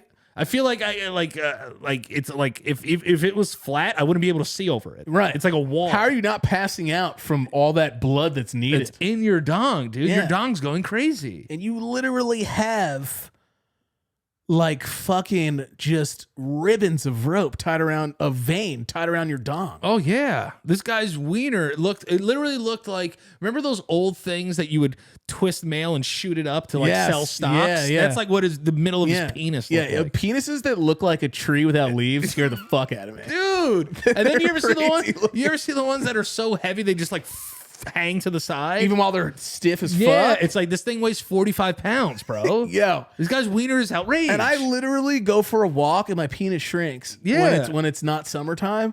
And I'm like, yo, I sometimes have to lie about like where I pull my pants down from. yeah, right? It's like, hold up. Because it's actually up here. Yeah, it's like, hold up, let me fix my penis. No, I'm it's just so doing this. it's so funny. Like my girlfriend was like, "Why do you always say?" I think we talked about this, but I gotta say it again. But it's so true. Like my girlfriend was like, "Why do you always say your penis is small on the show?" And I'm like, because it's, I don't know, it's just funnier. And I mean, let's face it, I'm not like King Kong Dong. Let me tell you something. But she was like, yeah, but like I'm already half of my egomaniac. friends are like, oh, so your boyfriend's packing a small thing, and I'm like, no, I'm actually doing okay. You want to know something that I I'm realized? hard. You know what I realized? If you say your wiener's small, It makes you feel better about it. it makes you feel better about it because it's not like a micro penis.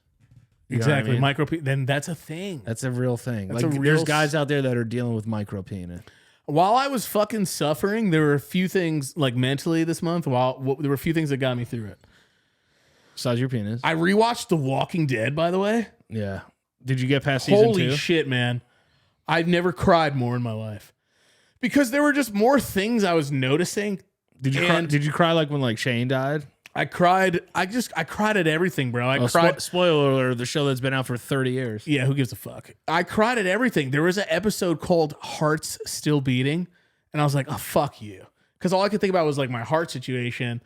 And at the end, the guy delivers the line, which I fucking hate, of the title in a line, which I fucking hate. Yeah. Like Rick picks him up. It's the gay dude, Aaron. And he's just like, my heart's still beating, right? And I was like, fuck. Yeah. And like, I was like, so is mine, bro. I was like, I'm fucking still here. And like, I was just crying and everything. And I fucking, Did you that cry? show has so much, like, it fell off so hard, but it just got me through not thinking about shit. What about when I'll always be thankful to that show. What about when Negan fucking crushed Bashes Glenn. That's a really graphic scene. I could almost barely watch it. And that was on I was like, ew, dude. That We was could on have done without that. Yeah, just died. Yeah, just died, dude. This guy. Like, Let me tell you something. and he says the most haunting thing. I'll find you to Maggie. And then I was just like, yo, first of all, there's no way that you would be able to formulate a sentence after getting hit in the head like that with a fucking baseball bat. Right. That your fucking eye pops out. Yeah. His fucking eye popped out. Yeah, I was like, yo, that scene is so fucking great. When it first came out, I was like, Jesus Christ. Yeah, that episode turned me off from the show. I like stopped watching after that. It was that and well, you and all my friends and family and everybody in the DMs, and then the fact that I don't have a micro pin. Yeah, That's the third thing that got me through it. Hell yeah, dude. That got me through my Thank God you have a mental normal anguish. penis. You know? I at least have a moral. I had sex while I was having a panic attack, by the way. Almost. Oh yeah, get used to that. I was having anxiety while I was doing it, and Did you climb? we both got there. Double climb? We both got there. Damn, simultaneous climb? Simultaneous climb, anxiety, anxious. Damn, dude. Did you feel like anxious after you finished? A little bit, yeah. Yeah, Right? I did. It definitely helped. Alleviated you. Yeah, I thanked her very much. I'm sure she would laugh. She'd be like, "Why are you fucking saying this?" Nah, it's all right. But we both laughed. I health. can't We're believe I talking did about that health. while I've been like anxious and stuff. And she goes, "I didn't think you were gonna want to." Yeah, no. So I was like, "Yeah, okay, I'm coming through." I'm surprised you could even get it up. Well, it was a while. I hadn't seen her in like 2 weeks. Yeah, so you were horny. So- Imagine all this stuff. Like you just went to the doctor just because you were horny. I was like horny and scared. I was scaredy. Yeah, you were scorny. I was Scorny Weaver. Scorny Weaver. I was very like, it was weird. I think she was the first person I saw in a while going through it, and I just was like, my brain was just fucking with me hardcore supreme. Yeah, no, I feel that, Daddy. But yeah, so I'm sorry. What's this Pat McElroy? Pat McElroy, yes. All right, yeah, we're actually By coming the way, back Pat to this. McElroy is someone we went to school with when we were in Yeah, when we were elementary little, school. and he was like middle school. He's so cool. Like he was like this kid just fucks, man. He was like so awesome. Like he would like hook up with other girls like from other schools. Like he was that guy. Suck boobies. Yeah, he was so cool, dude. So I remember one day So cool, man. the first puff of a cigarette I ever had was with Pat McElroy. Yeah. Super awesome. Just Yeah. being like, he was like, all right, man. He's like, it's like, yeah, like smoke a cigarette, right? Did you cough? Yeah. Everyone Hell does. Yeah. Hell yeah. And then I remember I was 16 years old, bored in the town, sitting outside of Wawa. Now, we moved away from there when I was like 11. Yeah. So I might have been 17 maybe, tops. Okay. Because I couldn't buy cigarettes legally. Okay. I couldn't. I go back to the town. I'm sitting outside of Wawa. Shout out Wawa's, by the way. Shout out Wawa. Love Wawa to death. Fucking meatball sandwiches. I used to get them all the time. Fucking kielbasa sausages. Oh my gosh. Fucking hot dogs and shit. Yeah, it was best. Shout out Wawa, dude. Come on the show, Wawa. So I'm sitting out there like for an hour waiting for someone to buy me a pack of cigarettes, dude. Oh, fuck yeah. So I'm just like, oh, dude, like, please, like, God, let someone like close to me, like my age, like, come, like, just come, please.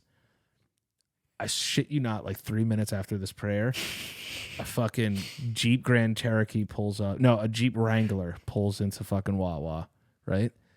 Oh, door opens.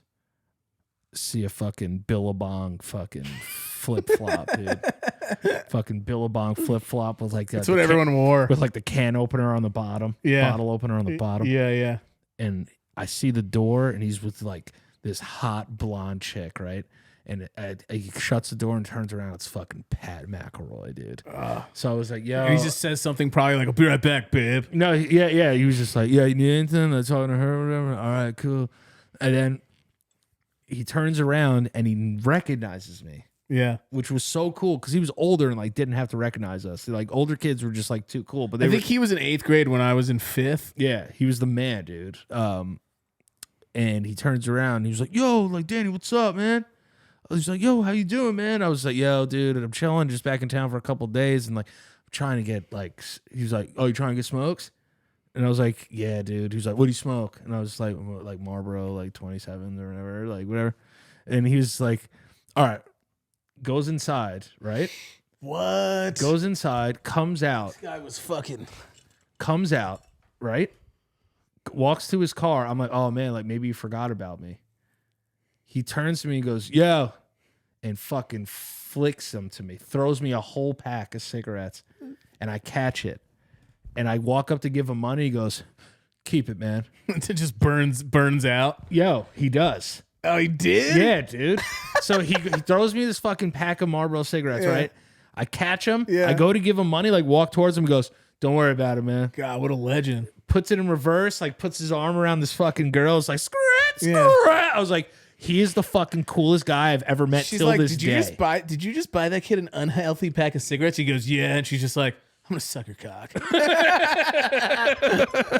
Yo, Just like roadhead on the way home. it was the most Matthew McConaughey shit that I've ever experienced in my yeah, entire hell life. yeah. As soon as he drove away and like the dust cleared and I just like had the pack of cigarettes in my hand like this, I was like, I think you smoked before I ever smoked, touched a cigarette. Yeah, for I think sure. the first time you and me smoked a cigarette together, we both snuck into the Pirate Island, into the golf place, and then we smoked a cigarette in that tunnel. I used to steal mom's cigarettes, but yeah. So Oh, like, yeah. We used to steal mom's cigarettes. So when he pulled away, like literally, like I put my hand out like this, and the cigarettes landed like so this. fucking wild. And I remember just looking up, like after like the dust cleared from him, like driving away, and like he's just like off, like going to get puss, and I was just like, he's the coolest. Isn't it so funny? Like He's like in my eyes. like- if anyone comes up to me and goes, "Who's the coolest person you ever met?" I go, "Pat McElroy." Isn't it crazy? Like not even just like not that he was a douche, but doing douchey things like that. Yeah, but yeah, were like just so iconic cool. to you when you were So younger. fucking cool. You were dude. like, fuck, like you would have given anything just to like lick a nipple like it was a battery. You know what I Oh mean? my God. Because when you're younger, you're like, what's that world like, bruh? Yeah, dude. And I remember one time we were playing like touch football and like one of the older kids like tackled me too hard and Pat fucking beat the shit out of him. Damn, really? Yeah. It's like Like, picking on you. Yeah, because he was like, yo, like, why? He's like, he's like, you're third grade. Like, why are you doing it? Like, he fucking guy like leveled me. It was also just refreshing to have like white friends. Yeah, dude. Because Yeah, like it was nice. because like there were just a group of people that bothered us so much, even though it wasn't all the people there. Yeah, no, But it it was was just like, like- just one or two, like 3 or 4 people that were just trying to be like cool kids, and they thought it was fun to make fun of other kids. That like when we had people that were like so ride or die for us, we were like, fuck yeah. I remember just like people would not fuck with me because Pat McElroy stood up for me. Yeah. He's the coolest, man. I need to find Pat McElroy and like give him something. Also, Like, also he's this the kid, fucking this man, kid dude. was like huge compared to because he was older. Yeah, he was mad tall, like played basketball, was mad good at sports I and saw shit. This him- guy was the fucking man. I went to go. They used to let the elementary kids go visit the high schools with teachers, so that if you wanted to see if it was a high school, you'd be comfortable to going. So they would let you like sit in a class of high school, even though you were visiting as an elementary. It was like elementary visit days. Yeah. And Pat was one of the first people I saw there, and he was cool as shit. And I saw him at his locker, and he was just like, "What's up, man?" He's like, "You gonna come here?" I was like, "I'd like to." Oh, I you was saw like, "It'd be cool as McElroy? fuck." Yeah, I saw him Oh when my he was God, when he's he a was like legend, when he was like dude. a freshman or sophomore year. I was like, "What's it like?" And he said it was awesome. Who knows what his life like was there, because it was a middle what was it, Middle Township? I found him. No, you didn't. Did you really? Look at Pat, dude. That's you. And he's still cool. No, that's Pat. No, it dude. says Danny. Oh, my fault. That's Pat. I was like, Pat's hot. That's Pat Pat. looks like me. Oh, to the right. Yeah, dude. Yo, he's that's jacked. Yeah. Oh my God, he's still cool. Wait, are you guys friends yet? No, I'm gonna follow him right now though. Do you think he'll remember you though? Yeah, dude. I'll send him a message right now. Tell him me and Danny talked about you on the show. Bro, he's like a nasty cook. Or like he's like a BBQ boy. Oh my God. God, yo, we're just throwing out full names though. No, he's the man though. Yo, he's like a cook. Dude, he's an executive chef. Oh, awesome. Because he's the fucking man. More like sex executive. I see. I always knew this kid was cool. Yo, this is Pat. Holy guys, you got to give us a second. We're looking at an elementary and possibly high school legend. Smoked my first cigarette with that guy. Holy fuck! I wonder. He'll probably be like, imagine you message and he goes, "Who the fuck are you?" No, I'm gonna message him right now. Be like, yo, you remember me? Yo, tell him we talk about him on this episode, too. Guys, fucking legend. He's like your dazed and confused legend. He's probably gonna be like, not so cool. You let people know I bought you cigarettes, but whatever. He was in fucking. He was like 18 years old, dude. He was the Pat. You're a sex icon, all right? Come on the Oh show. my God, dude. Pat, come on the show. We should get him on a phone call if you talk to him and see what happens. Dude, the fact that I've just reconnected with Pat McElroy is outrageous, and he looks exactly the same. He literally looks the same. He was the man, dude. And he's the man. He looks kind of jacked. Yeah, dude, he like makes BBQ. God, Guys, go check out Pat McElroy and support his food movement. God, he was so cool. He's still cool. God damn it, dude. God, I hope he didn't like grow up to be like a racist. No, not him. Not him. Dude, he was so he fucking- was too cool. No, he was awesome to us. When we Oh, were he's got younger. like a kid now. I love that we're fully just having a conversation about this guy. Dude, he is the man. I just messaged him, him, and I just go, "Yo, do you remember me?" Yeah, if he does, He will. you think he will? Yeah, he will. He will. He will. I really hope so. Because if he Imagine- does, imagine it's like that sincere, like he smiles and goes, "Nah, man, like should I?" Like, right. And you're like, "Oh fuck." he's like, maybe. Honestly, if he doesn't remember you, it makes him that much cooler. I know. I kind of hope he doesn't remember. Yeah, me, he's dude. just like, but he's nice about it. He goes, "Nah, man, I can't say that I do." And you're just like, "God, this guy's the man." he's so cool, man. Imagine you were like Marlboro 27s, November 9th, Wawa. You're with some blonde chick, blah, blah, blah. He goes, "Holy shit, bro." Yeah. Then he's like, "Wait, 1 second." He's like, "Wait, Danny. which one?" Oh, yeah. He's had like 500 blonde chicks. Yeah, true. God, he was so cool, dude. God, Is he actually like, who else is your hero growing up? more than Pat McElroy? Yeah. Zero. Zeros. It was like Pat McElroy, Michael Jordan, and like Dad. Was Like he, that was the pecking order. who, was he friends with that one kid that was cool with us too, that was older? Matt Sykes. No, it was that kid that looked like Macaulay Culkin a little bit. Paul McCorson. Yeah, Paul that's McCorson. cool. Yeah, Is cool yeah, he looked like too, Macaulay Culkin. He was crazy too. Yeah, you like slapboxed him once? Yeah, we slapboxed each other on the twins' lawn. Yes. The Vasilati twins. But it was a mutual fun one. yeah, no, it was he was mad cool. Dude, I got in my licks even when I was younger because at one point when I got older, I think like 7th grade, 8th grade, I was just like, I'm not gonna let people bully me anymore. His older sister was hot. Oh shit, babe. Kelly McCorson. I don't remember. She was hot. I remember Kelly. Yeah, when we were kids, she was hot, dude. God, we were just fucking. Just throwing business. If you guys are weird enough where you guys actually wind up messaging people, just tell them that they're icons. they're awesome. Tell them that they're just be like, hey, we don't mean to bother you, but you're icons. Yeah, so you're an icon in my brain. Yeah. Yeah, dude. You know what? I want to keep going. I think we should because this is the return. Let's push it. All right, Let's do it. All right, that's what I was gonna say. I said I don't want to push you like past like your limit. You know? What No, I'm saying? I'm ready to go. I'm back for the people. Let's do this. So Let's push this. Are you one. gonna start twitching again soon? Yeah, I'm gonna start doing it. Hopefully, beginning of like November. What are you Because gonna that's play? a whole different mental get ready for. Are you gonna play God of War on stream? I don't know what I'm gonna do, man. I was supposed to do all of October was supposed to be horror games, like scary games. So we'll probably get a bit into that at some point. You know what also comes out tonight? A COD comes out tonight.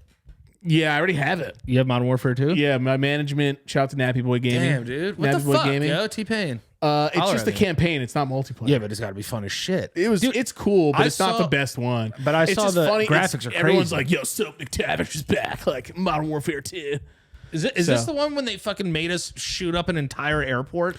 It's the one. It's the one campaign one where everyone really likes it. It's like with Ghost and Soap McTavish. Yeah, that guy was cool. Soap McTavish was the man. Yeah, they're all Australian motherfuckers. Fucking rest in peace. Get in there and do your thing. Get in there, all right. What is done? What does he say at the end of a fucking match? Talk it down. Talk it's down. Talk it down. We Good didn't- job. We didn't win that one, but there's always the next one, man. We didn't win that one. We lost the battle, but we'll win the war. Yo, everyone was playing Call of Duty at one point. Dude, I'm gonna buy There's- that. I'm gonna buy that game tonight. Okay, as much as everyone hates Call of Duty now because it's how commercial and shitty it is, there needs to be a documentary on it.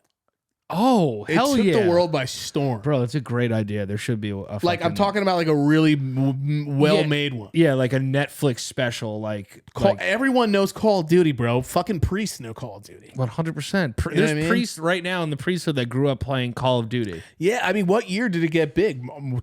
2099. I think 98 was like the first one ever made. I remember I first started playing Modern Call Warfare. of Duty at World at War. Was the first one I ever played. Wait, isn't that's before That was like, Modern Warfare? and then, dude, No, that's after Modern Warfare. that was after Modern Warfare. Yeah, World at War. Are you sure? It's after the Because first one. There's like two different ones. There was like Black Ops, And then Black Ops 2. Modern Warfare, I remember going to Sticks fucking and Stones? Jimmy's Oh house my and God. playing on. Oh yeah, Sticks and Stones was Black Ops. That was the first Sticks Black and Ops. Stones, Black Ops, that mode was the fucking best. Just like Throwing that- tomahawking your friend's fucking face. It was the fucking best. Dude, what a time to not give a shit about anything but just games. I posted a picture recently. I mean, when we're in our old apartment and you're playing COD. You know how many parents had to buy their kids that fucking game? Multiple ones. You know how It many was like controllers a got broken? pandemic. How many controllers got broken? Like, dude, you guys want to talk about fucking racism? Oh my god, yeah. The kids today could not survive what we went through. That's another funny thing. Going back to porn, I'm like, why would I pay for porn? It's such good quality, even the free shit. You know what we had to do back in the day to fucking want to get our gyps off? I don't know what else to say. Did you say our gyps? We had to fucking watch Get our gyps off. We had to watch scrambled porn. We had to fucking wait for a Kazaa download because because even back then, if you had when you only could have a wire connected, like when was wireless even a thing? Wireless started, I think, like with the DualShock. Even when you had a 2. wire connected, still slow as fuck. 56K connection. Yeah. So like you're waiting fucking, I think, like hours tops. Yeah. Right? No, I remember you would have to download porn like in like the morning and like go to or at night and wake up and hope it was downloaded so you could jay it in the morning. You remember one of the first things I ever got? I don't remember if it was a racist thing, but the first things I ever remember being like a meme was that na na na na elbow song. Oh yeah. Shut the fuck up, motherfucker. Do you remember Sensimia Street? Yes, I do. I'm so high. Yeah, I do remember Sensimia Street. I do. He's like, "Are you high, Big Bird?" He's like, "Yeah." Dude, holy shit, I fucking Sensimia forgot about that. Sensimia Street. Yeah, that was a big Sensimia one. Street. And then there was like where Donald Duck gets a blowjob or something. Yeah, Donald Duck. Yeah, he was getting a blowjob. I remember that was too. that was like super viral. Those were like the first few things, and then of course, Brandon Dicamillo. Oh yeah. Dicamillo. The Japanese rap. Yeah, the Japanese rap. Kung fu rap, Chinese rap. Yeah.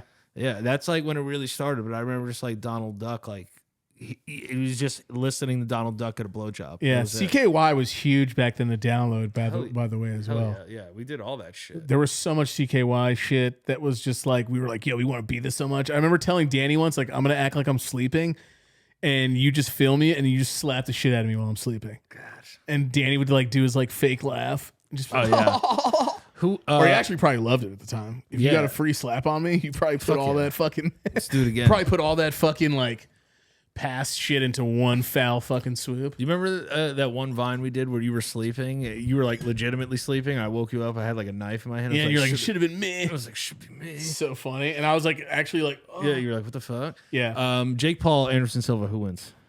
Let's do official predictions. I'm gonna say Jake Paul. I'm gonna say Jake Paul by knockout. Jake Paul by knockout because like he's been. I mean, Anderson Silva, I think, was one of those fighters that wanted to be a fucking boxer first. Yeah, he was. He's had professional bouts like before he got old. Yeah, I just don't know what his power's like. Like, I don't think he's strong. I would have to like. He could knock Jake Paul out. I think he could knock Tyson Woodley out too. Tyson Fury's brother. No, what's his name? What the hell's wrong with me? Tom Fury? No, Woodley. Tyron Woodley? Tyron Woodley. Tyson. Oh, you think Anderson could knock out Tyron Woodley? Tyron Woodley too. Yeah. I mean, like, I don't know. But then again, like, if we're going by numbers and shit, like Anderson Silva could also win that card because he's very accurate.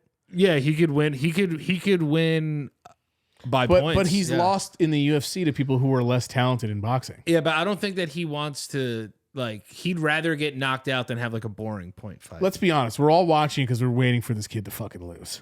Yeah. I mean, let him run. Let him run. You know, you want to know what it is? There's that weird Vine tie there.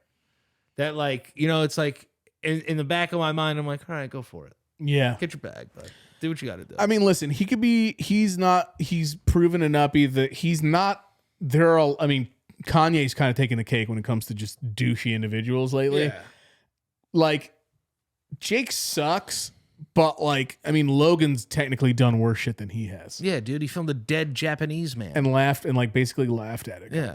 So and then posted it and then it gets to wrestle at WrestleMania against fucking Roman Reigns. That's what I'm saying. You know what I mean? Like, hey, the comeback story is crazy. Do you think that's gonna crush number wise? I mean, I'm not gonna watch it, but he's not gonna put him over though. Fuck no. Or if he does, it'll be zero. If he does, it'll be the work so that he can get it back. There is 0% chance that Logan Paul cleanly pins Roman Reigns in the right, because they could have did that for like Dennis Rodman at WCW and all this other shit. It's just you're not. Roman Reigns has been the champion for like 2 years. So it's like, and then he just puts over fucking Logan Paul in Abu Dhabi. Nah, dude, he's gonna fuck him up. Is that where they're doing it, in Abu Dhabi? Yeah, in Abu Dhabi. How long has Abu Dhabi been a thing always, or is this like a big thing? This is like a big thing. Like it's big with UFC. Obviously, it's big with wrestling now because they're fucking rich as fuck. So they're like, yo, we'll pay you all this money to like bring Goldberg over here. Is fucking Hasbulla gonna fight, or is he just signed as like a promotional? We don't know yet, but I would pay $5,000 to watch him fight the other guy. Yeah. The other. Yeah. Yeah, like I want him to. Those dudes are fucking hilarious. Yo, it's so fucking cute. He's walking by like Islam. He's like kind of like a embedded. Yeah, and he's just like, Assalamu alaikum. I was like, yes, the cutest fucking thing I've ever seen. He's like a really big, tall personality and a smaller dude. Yeah, you know, he's the man, dude. So it's like interesting to watch it, but seeing that dude. God, can you imagine if we lived in a world where they made him fight an actual full-on like UFC guy? I think they're gonna make him fight another Hasbulla. It just kicks him, huh? He has like a nemesis. No, of course they are. They're not gonna make him fight. No, let him fight because you want to know something. It's like, what do you call like? It's one of those things. It's like it's not like a Make-A-Wish, but it's like you know like. Let him fight. He wants to fight. That kid. I mean, I know he's got a condition. It would be like a Make-A-Wish. He doesn't need that though. He's rich. I know. He's fucking rich. Mad rich. Hasbulla's the man, dude. His wish was made a long time ago. I mean, I don't know how he feels. I've never seen. Is he cooler? Is he cooler than Pat McElroy? No. Pat McElroy's a legend. Pat McElroy's a legend. It's Pat McElroy then Hasbulla. Yeah. Like one Michael A, one Jordan. B. It goes Pat McElroy, Michael Jordan, Hasbulla, and then like Dad, and then maybe Dad, and then I'd say maybe even Dad, maybe like Keanu Reeves, then Dad. You see Matthew Perry just fucking hating on Keanu Reeves? He's like hating on everyone though. Matthew Perry's like going through it a little bit. Well, I mean, yeah, because he's a really big alcoholic, or he was, right? Yeah. And I think he had some drugs too, there. yeah. He said he like apparently doesn't remember a single fucking episode of Friends. Yeah, I find that hard to believe. I mean, who knows how fucking tanked he was? But my thing is like, when people are like, I don't remember any of that. I'm like, I wasn't a Chandler fanler anyway. Dude, Chandler sucks. I never liked Chandler. No, I did. I was always a Joey guy. I was a Joey guy. A lot of people were. I was a Joey girl. I was Joey. Loved Phoebe because they were the only ones that were actually funny. Like David what's his name? David Schwimmer. Schwimmer. I almost said Schwindler, like Schwindler's List. He was funny sometimes. He has some good delivery. Yeah, Ross was cool. And it was usually guests. Like, it was obviously the chemistry between the actors that people liked. Like, are you a Friends fan or not really? No, I'm not. I wasn't ever really a big one either. And I would certainly never sit down and just watch the whole thing. Like, when the Friends reunion happened on HBO Max, I was like, I couldn't care less. I got pretty far in How I Met Your Moms.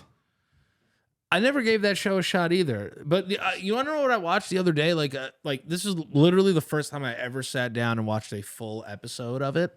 The Big Bang Theory. Did you like it? I don't get it. I don't know if I got it either. There were a couple times where I actually did chuckle though. I don't know if I got it. But it's not for me. I wasn't received. No, I'm not a big Did I think it was like I'm not a big BBT guy. I think it was complete shit. No, but I just like I couldn't do it. You don't know it was complete shit. This episode will be coming out like on Halloween. It was Halloween Ends. That movie fucking sucked ass. I know, I'm sure. But most of the time horror movies do suck. But you haven't seen the previous ones. Like, did you see the one where he's supposed to like Michael Myers like has a baby with his sister? I've seen every. Did you see the one with Paul Rudd in it? I've seen every. Yeah, dude, The Thorn.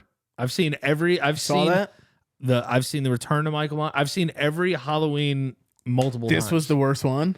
This by far was the dumbest movie I've ever seen. Damn, it was that it was bad? so dumb. So like, there's parts of it where you're gonna be like, this is so ass. Yeah. Michael Myers doesn't show up until 52 minutes into the movie. Damn, really? Yeah. So that's the one spoiler I'll give you if you're gonna watch it. Tell you what show you haven't been Sucks. watching. Tell you what show I know you don't watch. Unsolved Mysteries. Nah, that you're song scares scared. me too much. And it's even more quality and scary now. So, dude, some of these episodes are crazy though. There's this kid that went to St. John's University in Minnesota, not in New York. Yeah. And it was in 2000. He graduated in 2000, so he's class of 2000 high school.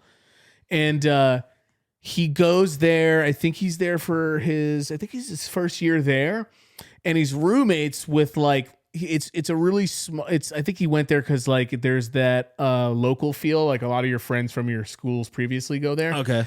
And his dad just like this dude with like my Uncle Dominic eye, but 10 times worse. His eye is just like fucking in another town. Crazy lazy. And it's just like, I want to find out what happened to my son, like that kind of fucking accent. And like, they're Minnesotans. And then like his kid, so he goes to this party one night with some other kids that they don't really know.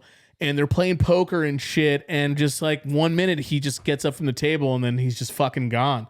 And then the next few days, like he doesn't show up to like mock trial and shit.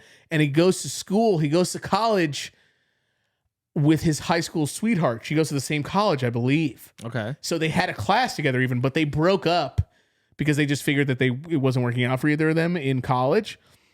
So he goes to fucking this party and no one could find him. And crazy. I didn't even know this. This is in a few episodes.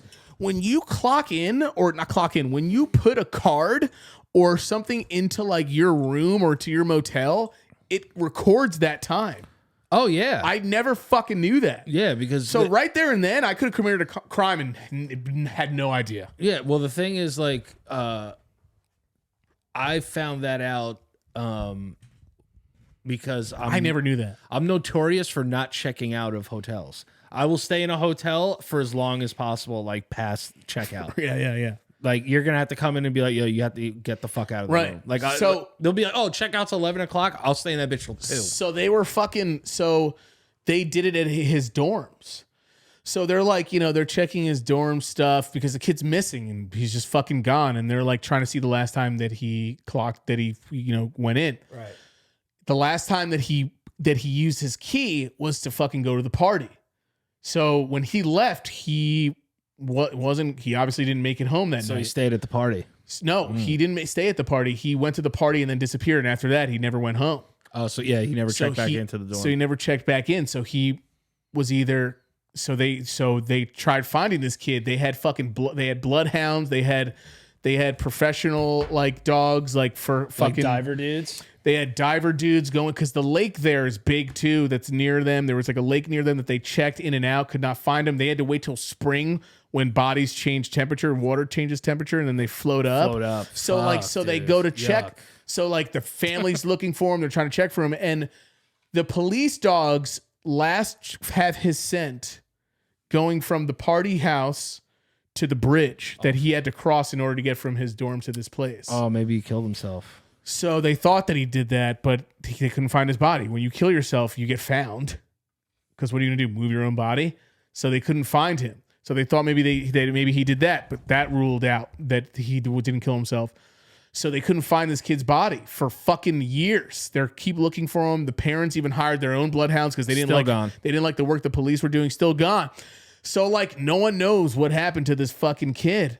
So this one guy who was like, I'm not done with this. I'm going to keep doing this. Like it got personal for him. He's like a detective and he kept trying to check it. What's his name? I don't know. I fucking forgot. So they look up his roommate, this kid, Nick too, that he was like friends with forever. And they found out that this kid and his girlfriend actually liked each other low key behind the scenes. Was his name Josh Guimond? Yes, Josh Guimond or something. Guimond. It's like something like that. Yeah, like Josh Guimond. Oh, so Netflix series to focus on Missing Central. They're going to make a Netflix series about it. Oh, they're actually going to make a Netflix series? Or were they saying Netflix series, or do they mean Unsolved Mysteries talked about it? No, they're making a Netflix series out of this. It was huge when we lived in Jersey. It was huge when we were just moving to Hastings. It was huge in Wisconsin and Minnesota. They could not find this fucking kid. And he was missing. And like, okay, so they found out that the best friend who was his roommate, Nick, and her actually liked each other, and they tried it, but then it didn't really work out, and they both agreed it wouldn't work out. So it didn't really go on, or they kissed a few times. But like, also, what they found out is that there was on his computer, after his death, that no one supposedly was in his room or touched, there was an internet washer used on his computer. Whoa. After he died. On a date that he died. So who wiped his computer clean? And they weren't a big thing back then. This is when AIM was a thing. Yeah, that's so just cleaning your cookies and all that, it was all files and everything. What the fuck? So they were like, yo, we got to check this out. So the detective got, he's the one real lead. So they got all the information back from the washer and shit that he was on, and he was on Yahoo Personals and shit. Oh, fuck. One as him, I think, as like a guy, and then 2 portraying as a woman, as a female. Josh was. Yeah. Oh shit. And 2 of his names were Coochie Coo and Gal, Gal with big jugs. I'm sorry, I couldn't not laugh at that because big jugs is hilarious. It was like Gretchen with big jugs or like Gal with big ass jugs. Damn. So and I couldn't help fucking laugh. Like I'm sitting there mad seriously, and they're like, and the guy's trying. This poor fucking detective, he's like trying to do this interview, and he's like, he went under 2 names, Coochie Q 32 and Gal with big ass jugs. So I couldn't help but laugh. But this kid had like obviously maybe a double life. I thought maybe he was joking. Because back then, I mean, me and John used Yahoo to go into freestyle rooms, and and they would be like, "Who's next on the mic?" And I'd be like, "Me and my boy." And they're like, "All right, go." And we go, like for 3 hours. And you're like, kick him out. So like, but this kid didn't. I mean, I don't know him. I gotta watch this tonight. You gotta watch it, dude. It's not really. So then they found out another thing. These bloodhounds that his family hired, this bloodhound like group. By the way, carrying, like, woman has the bloodhound attached to her waist. Yeah. And she's like a big chick and she could barely like walk. It was just a weird thing. But anyway, not that she was big. It was just the woman seemed like, who knows? It was like some under off the radar company. Yeah. So the bloodhound goes all the way to this like fucking monastery or like this like monk place. Yeah. That's next to it. And this place had a big fucking history of getting in trouble for pedophilia. The monks were doing pedophilia shit. So maybe they abducted him. So now there's another brand, like they had this one guy, right? The roommate. Then you have the fucking other thing. And their guess is the original dogs, the police dogs, had him stopping on the bridge. So where the fuck did he go? He could have gotten Picked up. And then at the end, they found out that a bunch of college kids, not a bunch, but a few were going missing, particularly around this time around not that exact area, but within Wisconsin and that area of Minnesota. College kids. Oh. Serial killer. Got to be a serial killer, Yeah. right? Yeah. It has to be a serial killer. But can you, dude, I think about that all the time. Like, see, this is why motherfuckers like, why are you overthinking when you go for a walk at night? I'm like, bro, because it could be someone who just wants to experiment on your penis and your body. Yeah, dude. And kill you. Like after watching like Dahmer, I was like, yo, there's mad Dahmers out there. Probably. Mad Dahmers. You know, that just like didn't do it 30 times. They did it like twice. Dude, his first killing was right after his fucking high school graduation. That's insane. He killed some bro hitchhiking to go to a concert. A lot of it, I don't know. A lot of people, I'm sure, are like, oh, well, this is what happened with gay people back then. You're like, dude, shut the fuck up. Yeah. But like, his first killing was after his fucking high school graduation. He started killing in high school, bro. He started killing it in the summer of his like high school year. I really hope the end of it. I really hope there's not like a ton of Jeffrey Dahmers going out on Halloween. I don't know. Right now, it's so hard to like. This is 2000. I guarantee you, there would have been a lot more shit that would have helped back in the day. It's too late now. Dude, they just released like footage of Gabby Petito and like Brian Laundrie like walking around in a store. Yeah, that's obviously that was evidence that they had already that they were waiting to release. Right? No, I thought they was like newly discovered. Like someone like went through. They're like, oh, yep, there they are right there. Who the fuck just found that out though? But either way, I mean, that kid clearly did it. But that whole thing is how that ended was so strange. Like the goose chase everyone went on for that fucking thing. You know, and how long that fucking, you know, that kid went to do all that. You know, it's just so fucking weird. So you know what he said, right? Who? In his notebook that they found? Yeah. That like she like fell and hit her head and they were like far away from like the thing, the RV. And she was like, I thought he said that she was like struggling. So like he just like put her out of her misery. That's what he wrote in the thing. Nah. Didn't he have like weird books about shit? Yeah, he's like weird authors about like the afterlife and death and killing which people. Doesn't always mean everything, but I mean, like, I don't know. I doubt that. Because you could still paint an image for yourself even after you do some fucked up shit, you know? Yeah, that shit was absolutely insane. But yeah, is that but Unsolved Mysteries, bro? It's not just that. You need to watch the one about fucking the Navajo fucking sightings. Oh yeah, like those are kind of crazy. Bro, this guy was like coins were dropping near him everywhere he went in this one place and they were always landing on heads. What the fuck? And then it followed him to like his house. And then the one dude was like, yo, I don't even believe in aliens, but the shit that something was wrong. I knew something had happened to him. I knew he wouldn't have just left on his own. Where is he? So they... Oh my God. Creepiest song in the world. Danny hates this theme song. That fucking scares the shit. Like, I don't even want to leave now. There was one night we were all on FaceTimes together and Danny... I was playing it for him in the background. He was like, yo, chill. Because he was mad scared by himself at home. Because it's Unsolved Mysteries, dude. I kept it's playing Unsolved Mysteries. And he hung up the phone and he's like, yo, stop playing that song. Yeah, you have to stop playing that song. I can't. I know, I felt bad. It was so fucking funny, though. That shit is terrifying. Because I didn't know that you were that scared of that song. It's a very creepy song. Bro, any fucking crime that's unsolved scares me. I mean, it's very fucking. It's like that's the part that freaks you out the most is that they're all unsolved. You know, at the end where of it, is this kid?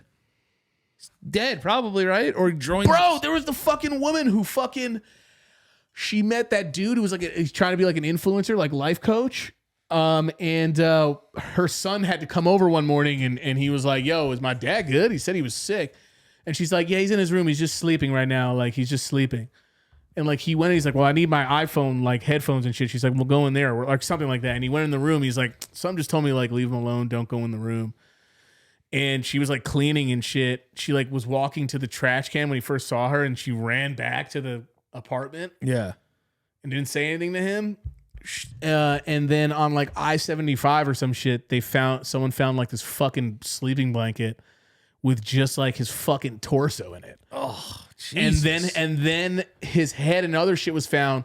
This like bubbly chick who dated him, but they always thought she was off because she was always obsessive over him. Yeah, she fucking shot him in his bed while he was sleeping in his head, and then just dismembered him, and then whatever. And she escaped. She got in jail. They didn't know for sure yet, and they had to let her go legally. She dipped. They have no idea where she is now. What? Yeah, she went to New York. And her last time using a card was in New York at a motel. Hotel. They can't find her. Jesus. I think she probably just murked herself. Yeah, or she got away, or she fucking took a flight somewhere and is still alive.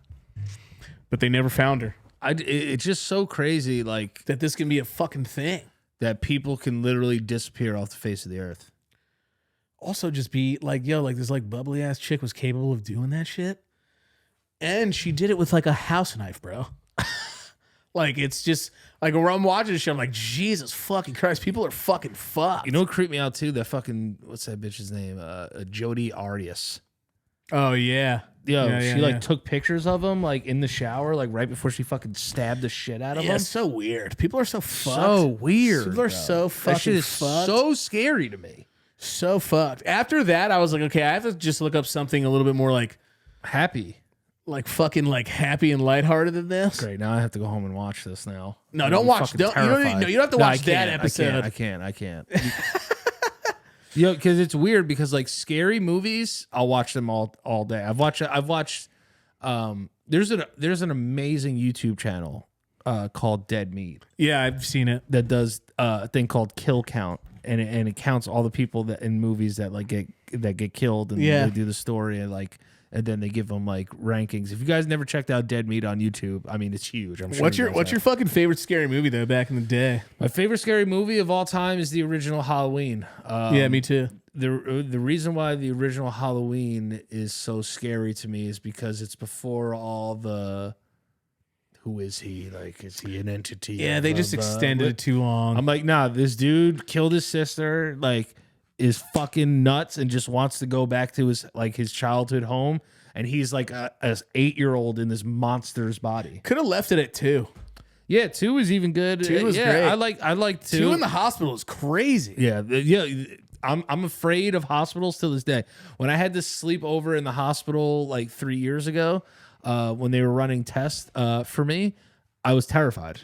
Oh, I don't. Yeah, it's a creepy place to be too. Hospital at night, like you hear people like in pain and shit. Like, oh, I'm just not like, laughing at that. Dude. I'm just like, I feel bad because I know, like, dude, I was in a fucking psych ward, bro. Yeah, it sucks. I was in a psych ward. Did you have a roommate? Yeah, and he would just go, "You stole my clothes." Oh God, yeah, fuck that. Yeah, I'm not. That was my life. I know I don't need to be in one, so that's why I would never go into one, bro. That shit right was, away. You know what I mean? Was outrageous. I did it when I was younger too, but my roommates were never to that extent. But like, yeah, I would not want to be in that situation. Nah, it's a lot to deal with, you know. That shit was wild. That shit was wild, dude. Night times in there, I'm like, I'm gonna die here. Like, it would have been so funny if you came home with like clothes smaller than you.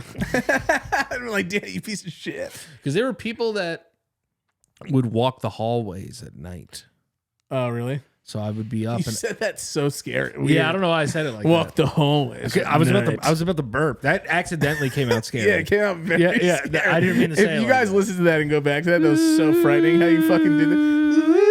Dude, Are You Afraid of the Dark was a fucking banger. That's the scariest intro of anything ever. Goosebumps sucks. It's way too like Canadian scary. Yeah, it's thump, thump, thump, thump. So that's the best theme song. Oh, ever, it was though. so good. Some episodes hit, but a lot of them were so bad. Yeah, there was one that used to scare me. The one with the dad has like plants.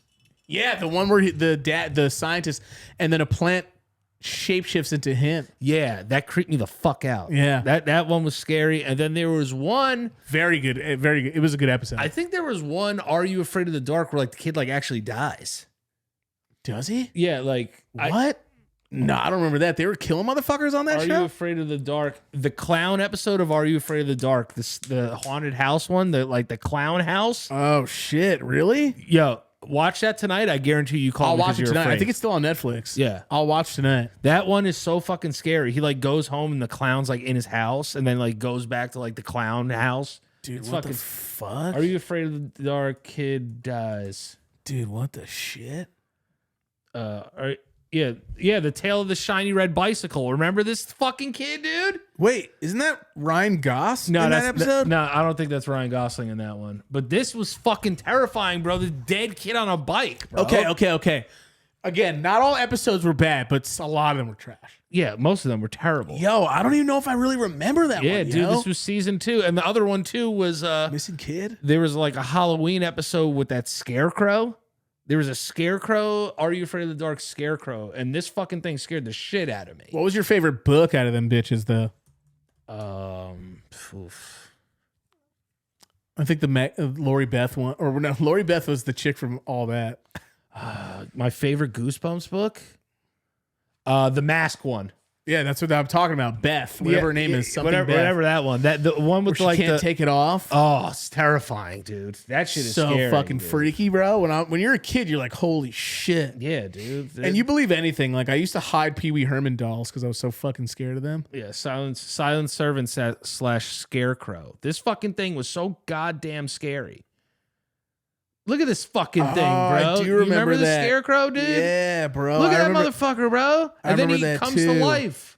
Yeah, he does. He comes to life and like walks around and like almost kills them and shit. Oh, look at his face. Yeah, bro. This shit was fucking scary. Because Goosebumps was very like, you know, there was no gore or anything like that. No. But you don't need gore to be scary. You can have mind fuckery fucking episodes that can fuck with you too. It doesn't need to be just like guts and shit like that. Oh, and then there was another Are You Afraid of the Dark too, where like a playhouse, like a girl ends up like getting shrunk down into like a little playhouse doll, or something. Oh yeah, I think I remember that too. Yeah, some of the episodes smacked. They were like definitely scary and freaky back in the day. And then there was like another one that was mad scary that took place in like a high school pool. Yeah. That shit was scary. Like, there were ones like that shit traumatized me like a couple of times. What was like one thing as a kid that you couldn't do when you were younger that you wanted to do so bad when you got older? Like, say that again? What's like one thing as a kid you wanted to do that like you couldn't do? What's one thing as because a you kid were too that young I wanted to do? Because you were too young, and it can't be drugs or alcohol. I would say like amusement park rides, like actually being too short to like go on like an amusement park ride. Yeah, I always liked amusement rides too. Yeah, I was never fucking scared of those shits. I was only scared on one because it like physically hurt me. I went on Medusa at Six Flags. What did it do? Like the thing was tied around your dong too like hard? Went up and did this thing, but like for some reason like I let my head like whiplash the other way and I hit my head on the fucking like bar next to the thing. And I remember like I got like slightly concussed from it and just being like, dude, like that's not supposed to happen. Like I'm afraid of that now. Like until this day I'll never go on Medusa again. You know what I miss? I miss like an intense question from Danny segment. Oh, an intense like yeah, because you used to do them all the time whenever we were doing like you always have like you're like, hey, so I want to ask you, what happens when you die? I need an intense Danny question. You got to give me one for old time's sakes, even though it's literally only been like a month. All right, so let's look up. Hold on. No, you give me a Danny question. Give me a weird Danny question. I want to go fucking full on into a Danny question before we end this. Before we end this episode, since it's just give me a heater. Give me a weird heater. No, I'll keep it in like in the realm of Halloween. But like, do you actually believe in like ghosts and like energy? Like like you'll be asleep and like you'll feel something like rub up against your leg and it's like the spirit of like somebody else. When I was younger, maybe I definitely still believe in like energy. All it takes is like for me to watch a scary episode of something, and then I'm like, "Damn, yo, are these motherfuckers like in my closet?" Yeah, dude, that's what I'm saying. Because like it was like the place they used to sit when they were kids, and they can't leave. Yeah, it's like this is where like he used to play stickball every day, and like I believe in like a ball just rolls out into the street. Yeah, I'm like, this motherfucker's spirit is still here. I feel like spirits are real. Okay, I think that it gets to a certain place where people fucking over exaggerate the shit out of it. Right. Like there's no way like Ghost Hunters is ass. Yeah, like there's no way like a ghost is coming through and just like fucking like lifting a whole house up. Like shut the fuck up. Like shit like that. Like poltergeist stuff. Yeah, like those are a little bit harder for me. I do think that ghosts can have enough energy where they can move shit, but I definitely 100% believe in like what about fucking like haunted houses? A stubborn energy that doesn't want to leave. Say some dude hung himself like in this living room. Right. Would I move? In like the 1800s. He was like a soldier. But they told you like, oh, in the 1800s in the Battle of Farragut, like damn, now you're making me think. The corporal hung himself right here in this room. Or a guy killed like his entire family right here in this living room. Imagine I'm like cleaning one day and it's like, to my soldiers, I'm sorry that this had to be this way. But I wasn't going to be taken by the enemy. You just see a fucking guy marching in your living room? I would be... I don't know. I thought about it, but apparently this is like too new. Like no one's ever done anything in these apartments either. Right, but would you? How would I feel? Would you live in a place, right, that the entire family was murdered? Like no, like fuck no, like PT, like no. And if I found out, fuck no. Watch that show, The Watcher. That's kind of like what that's about at first. I heard that show's really good. Terrible ending. But watch it anyway. It was like number one on Netflix, right? It's a big fucking jerking, but no coming. Oh, I hate those. So, but it's still done well. The acting's good. But I don't know. I don't know how. I would not move into a place. That energy's too weird. It's already there. That's what I'm saying. So that kind of makes it real, no? The price drops in market, I'm pretty sure. Yeah, dude. If a dude killed his entire family in that place, you're going to be terrified. Fuck that. And our friend Eric Gentile, somebody killed themselves in his attic before they moved in there. Yeah, not doing it. Not moving in. Nah, dude. And then you got to go up there and tell me at least, because the placebo, even if it's a placebo effect, that shit is strong too. Yeah, if you're living in somewhere where an entire family died and you just hear you're like, one of them is here, like trying to come back to like get to the afterlife. Yeah, but there's people like would you move into oh, this is Ed Gein's house? Fuck no. No, I'm not moving in that shit. That's the other thing too, is like, because there's something that he left there that they never found. Like some weird pick that he used to skin people with. Yeah, fucking wild. I'm not moving it. I'm not doing that. Don't tell me. Do places have to But disclose? I'm telling you right now, they got to tell you. When there's I was going to move into an apartment when I was searching. And I was like, what's the deal? Why is this so cheap? And he was like, they just died. They just they're not money hungry. I was like, probably fucking. He's like, they're actually not hungry probably at all. Victim hungry. Because they're probably dead. want some victims. Yeah. No, the guy was actually very nice, but then the apartment was way too small. It wasn't way too, it was just we couldn't have done this. Even this, we do it in the living room, but we couldn't have done it anywhere. But you believe in entities. I believe in an energy for sure. Because the fact that you wouldn't move into a house, that's why I wanted to ask a question. Because the follow-up question is, if you move into somewhere where somebody died, yeah, if that keeps you from actually living in that place, you believe in ghosts and spirits. Bro, watch the episode of Navajo. They talk about Bigfoot. I think after watching that episode, I don't know anymore. Dude, I saw a guy. There's a fucking trailer with a fucking dent in it that they said that he punched, and they put their fist in it, and then they slapped the trailer. It's you could not. And it's a human can't do it. And there's pictures of a foot and a ruler there, and the foot is huge, and it's feet. It's not like a shoe. Yeah, see, that's what I don't understand. How people won't believe in Bigfoot. There's elephants and shit, bro. This woman, you could easily have Bigfoot. There's some species that we haven't found. Dude, this fucking woman was watching her kids, and she said she heard a thumping on her trailer porch, and fucking the knob starts shaking, and she's like, "What the fuck?" And at that point, I'm like, "Bitch, call the cops." She unlocks the door, opens it, and says she sees a fucking huge man who fucking is hairy as fuck, long strands over his face everywhere, all the way down. Hairy as fuck with his nipples out, mad fucking tall guy. Yeah. And just runs away from her. And then 20 minutes later comes back and starts playing with her thing again. Jesus Christ. And she's like, "What?" Comes back. Yeah. And the only thing they could describe him as is this huge, strong man. He was eating, they were and then tearing the skin and the fucking hair off of goats and sheep and shit. Jesus. And then leaving footprints and tearing fucking goats. Fences, tearing fences out of the ground, steel fences. Yeah, I could believe it. Shit normal men could not do. And then around the same area, this guy was like, "Bro, I just wanted to start a farm." He's like, "I don't believe in aliens and shit." And he goes, one night, it kept happening over that area, this mesa, just fucking lights over this thing coming down and just little beams of light in it. And I was like, "Yo, no way." And he took pictures. And there's pictures of this thing. And when you go there, there's nothing that could emit a light. It's just natural land. And it was hovering 30 feet, bro. Yeah, bro. There's aliens. And he goes, and he just goes, and he's like, "Listen, I don't believe in none of that extraterrestrial shit. This kind of guy." on. And he goes, "I like taking a picture." He's like, "I have a camera." He's like, "Fuck it, I'll take a picture. Why not?" He's like, "I didn't want to get involved." He's like, "But being amongst the Navajos and being in this area," he's like, "it's just shown me something else is fucking going on." He's like, "I don't need money. I don't need none of that." He's like, "I just want to start a farm."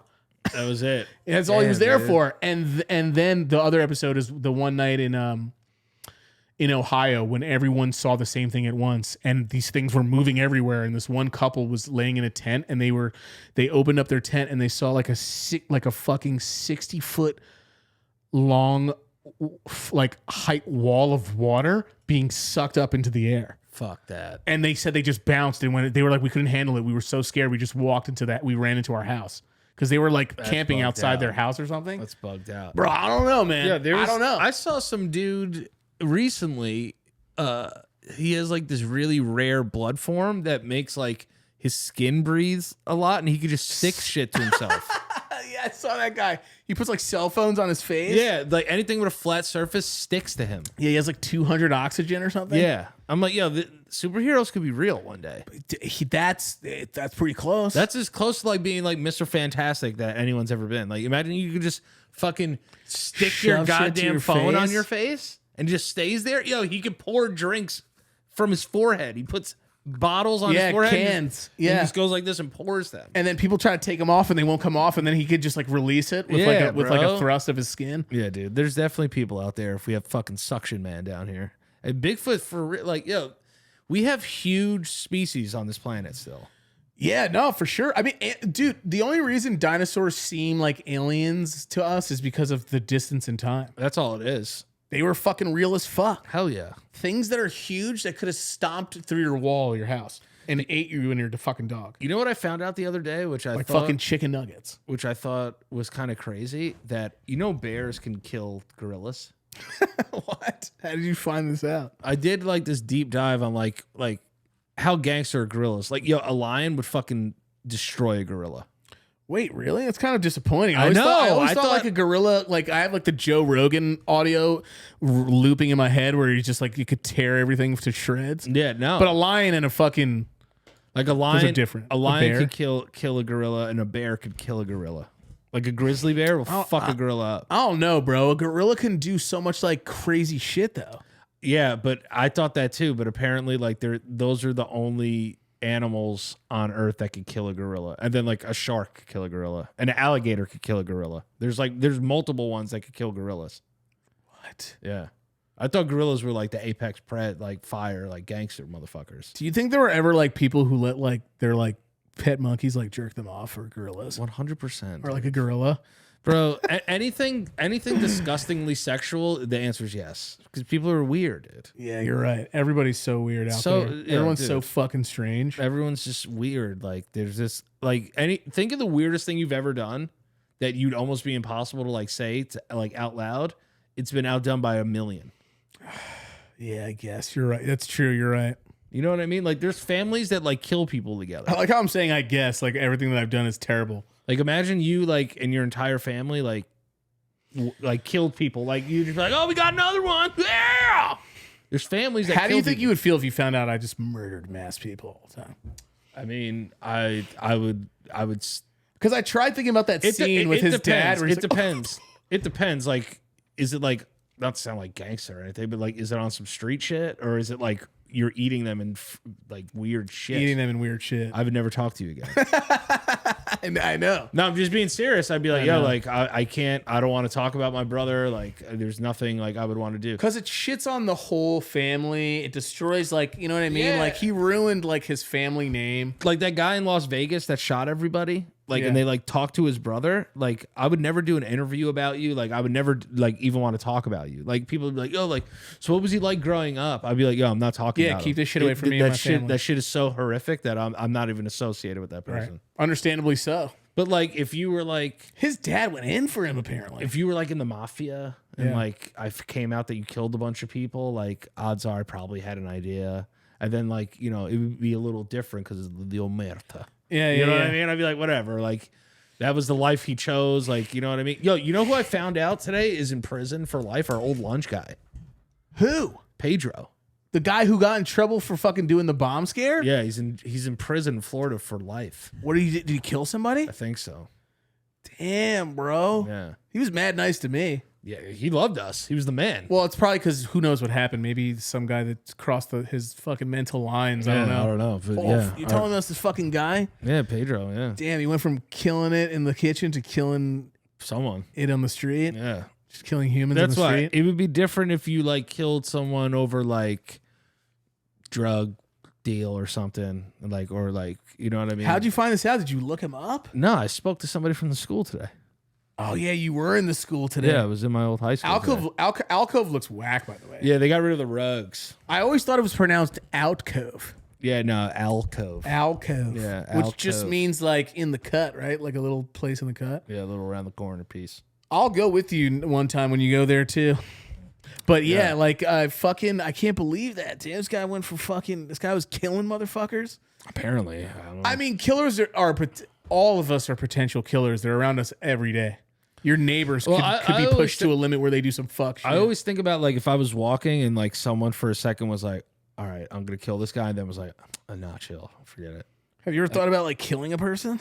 Yeah, like I feel like I've always been like, I think I kill this motherfucker, but I could never like. I think that's a very normal thought for a human being to have to envision killing someone. I mean, I couldn't even kill a mouse, bro. Like I could barely like stomping on a mouse, hearing like the bones crush, like I throw up all over my own legs. Yeah, see, that's the thing. Like the envisioning an actual act of doing is like, you know, that's where it starts. It starts here. There's a certain ruthlessness you just gotta either develop or have. Yeah, to get that fucked. Bro, like we all have a survival instinct in us to fight as much as we could if it meant that we were gonna die. Like we all have that in us, like biologically. Would you tear someone's nipples off to save my life? Yeah, dude.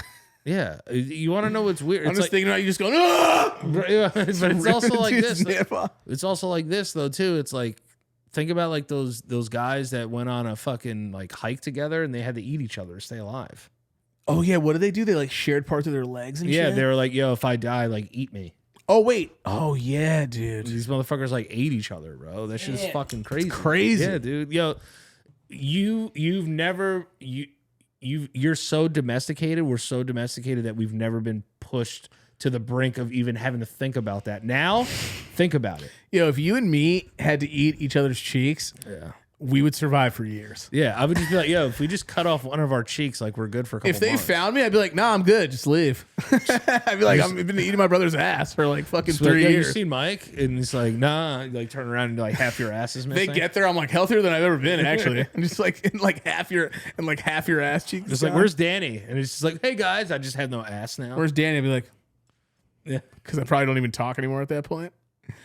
I've seen like yeah. You're just like, yeah, bro. I'm telling you, we as domesticated human beings have never. Hi.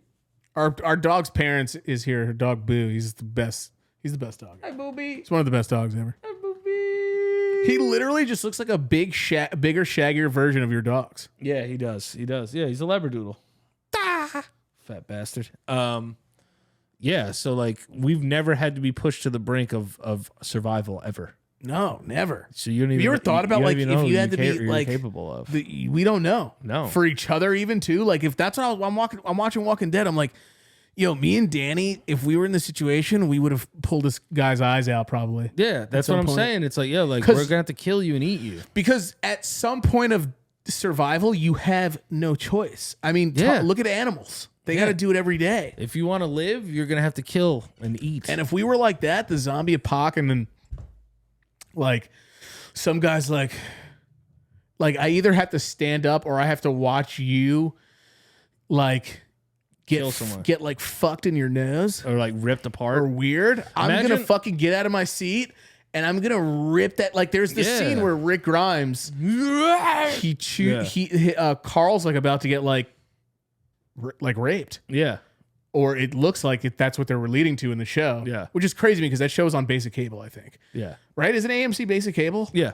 And then he just goes red and he bites into the dude's neck and then just spits it out like a fucking piece of beef jerky. And at that scene, I'm like, it's such a animalistic thing, but you understand. Yeah, think about how I would rip a guy's mustache right off of his face for you. Like, if something bad was about to happen to you. You still have primal instinct in you. That's it. It's like a domesticated dog. It's like a dog could still bite and fight and be a pack leader and do all that shit. It's just they don't have to because we give them fucking snoofy cakes. We've been so pushed from our primitive being of like just fucking sucking on rocks to get like any sort of nutrients. We could only live for so long without food and water. So if you know, and it's also like we're not hunted. Like imagine like we walk home from school and like a fucking lion just took me away and that was like normal.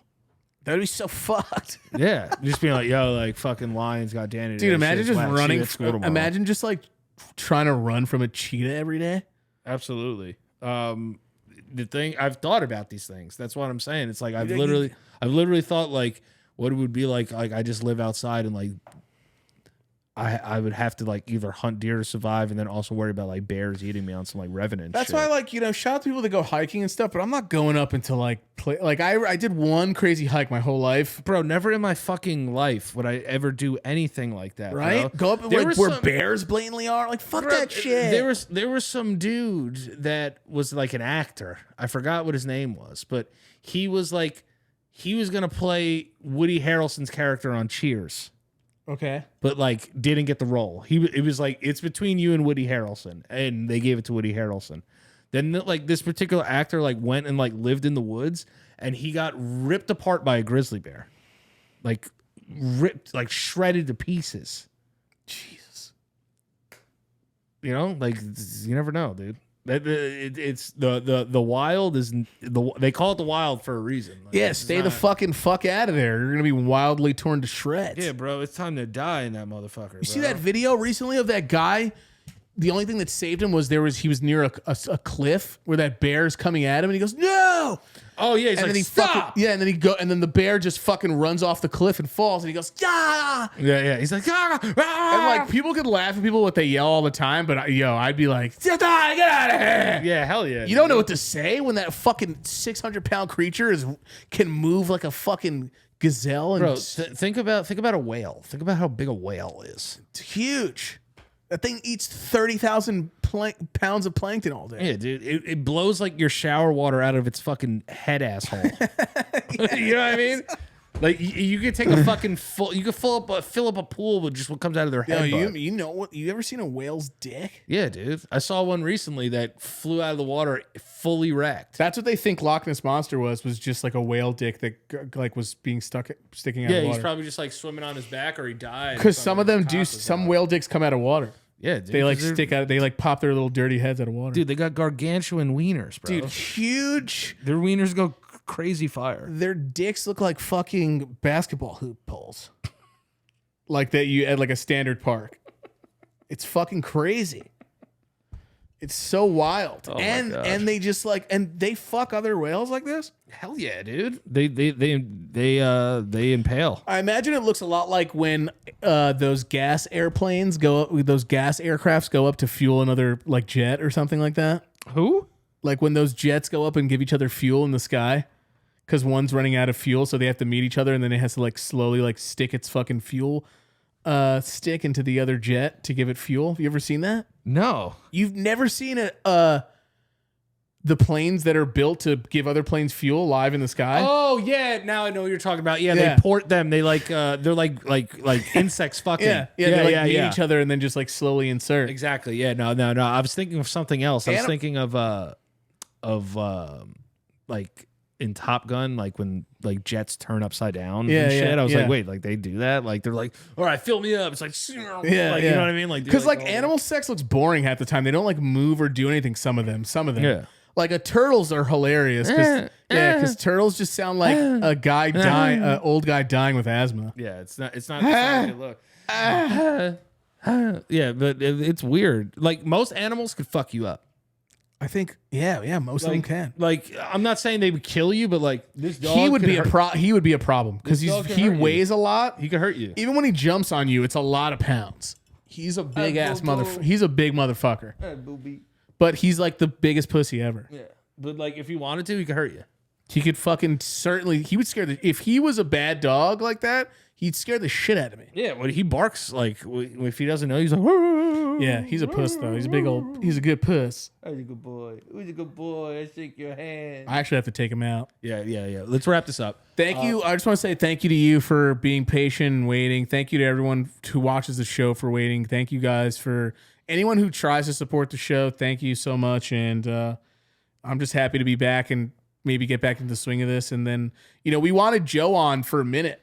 And we were about to. I was actually supposed to technically be on that episode, but I just started going through all this shit, and he'll be back. We're gonna get Joe on, get the boys on, do like all the way around fucking thing eventually, and other people. But I just want to say I'm happy to just be back, us doing it. Like I'm happy to just be on here, and thank you, Danny. Thank you to everybody. I gotta get back into the swing of things, so just give me time. But I'm happy to be here. I had a lot of fun doing 2.5 hours. And thank you, everybody who watches the show. That's all I got to say. Thank you, guys. It's the best. You're the best, bro. We all love you, and we'll take care of you. And we got to take care of our friends over on Patreon, because without them, Patreon execs, baby. Thank you, guys.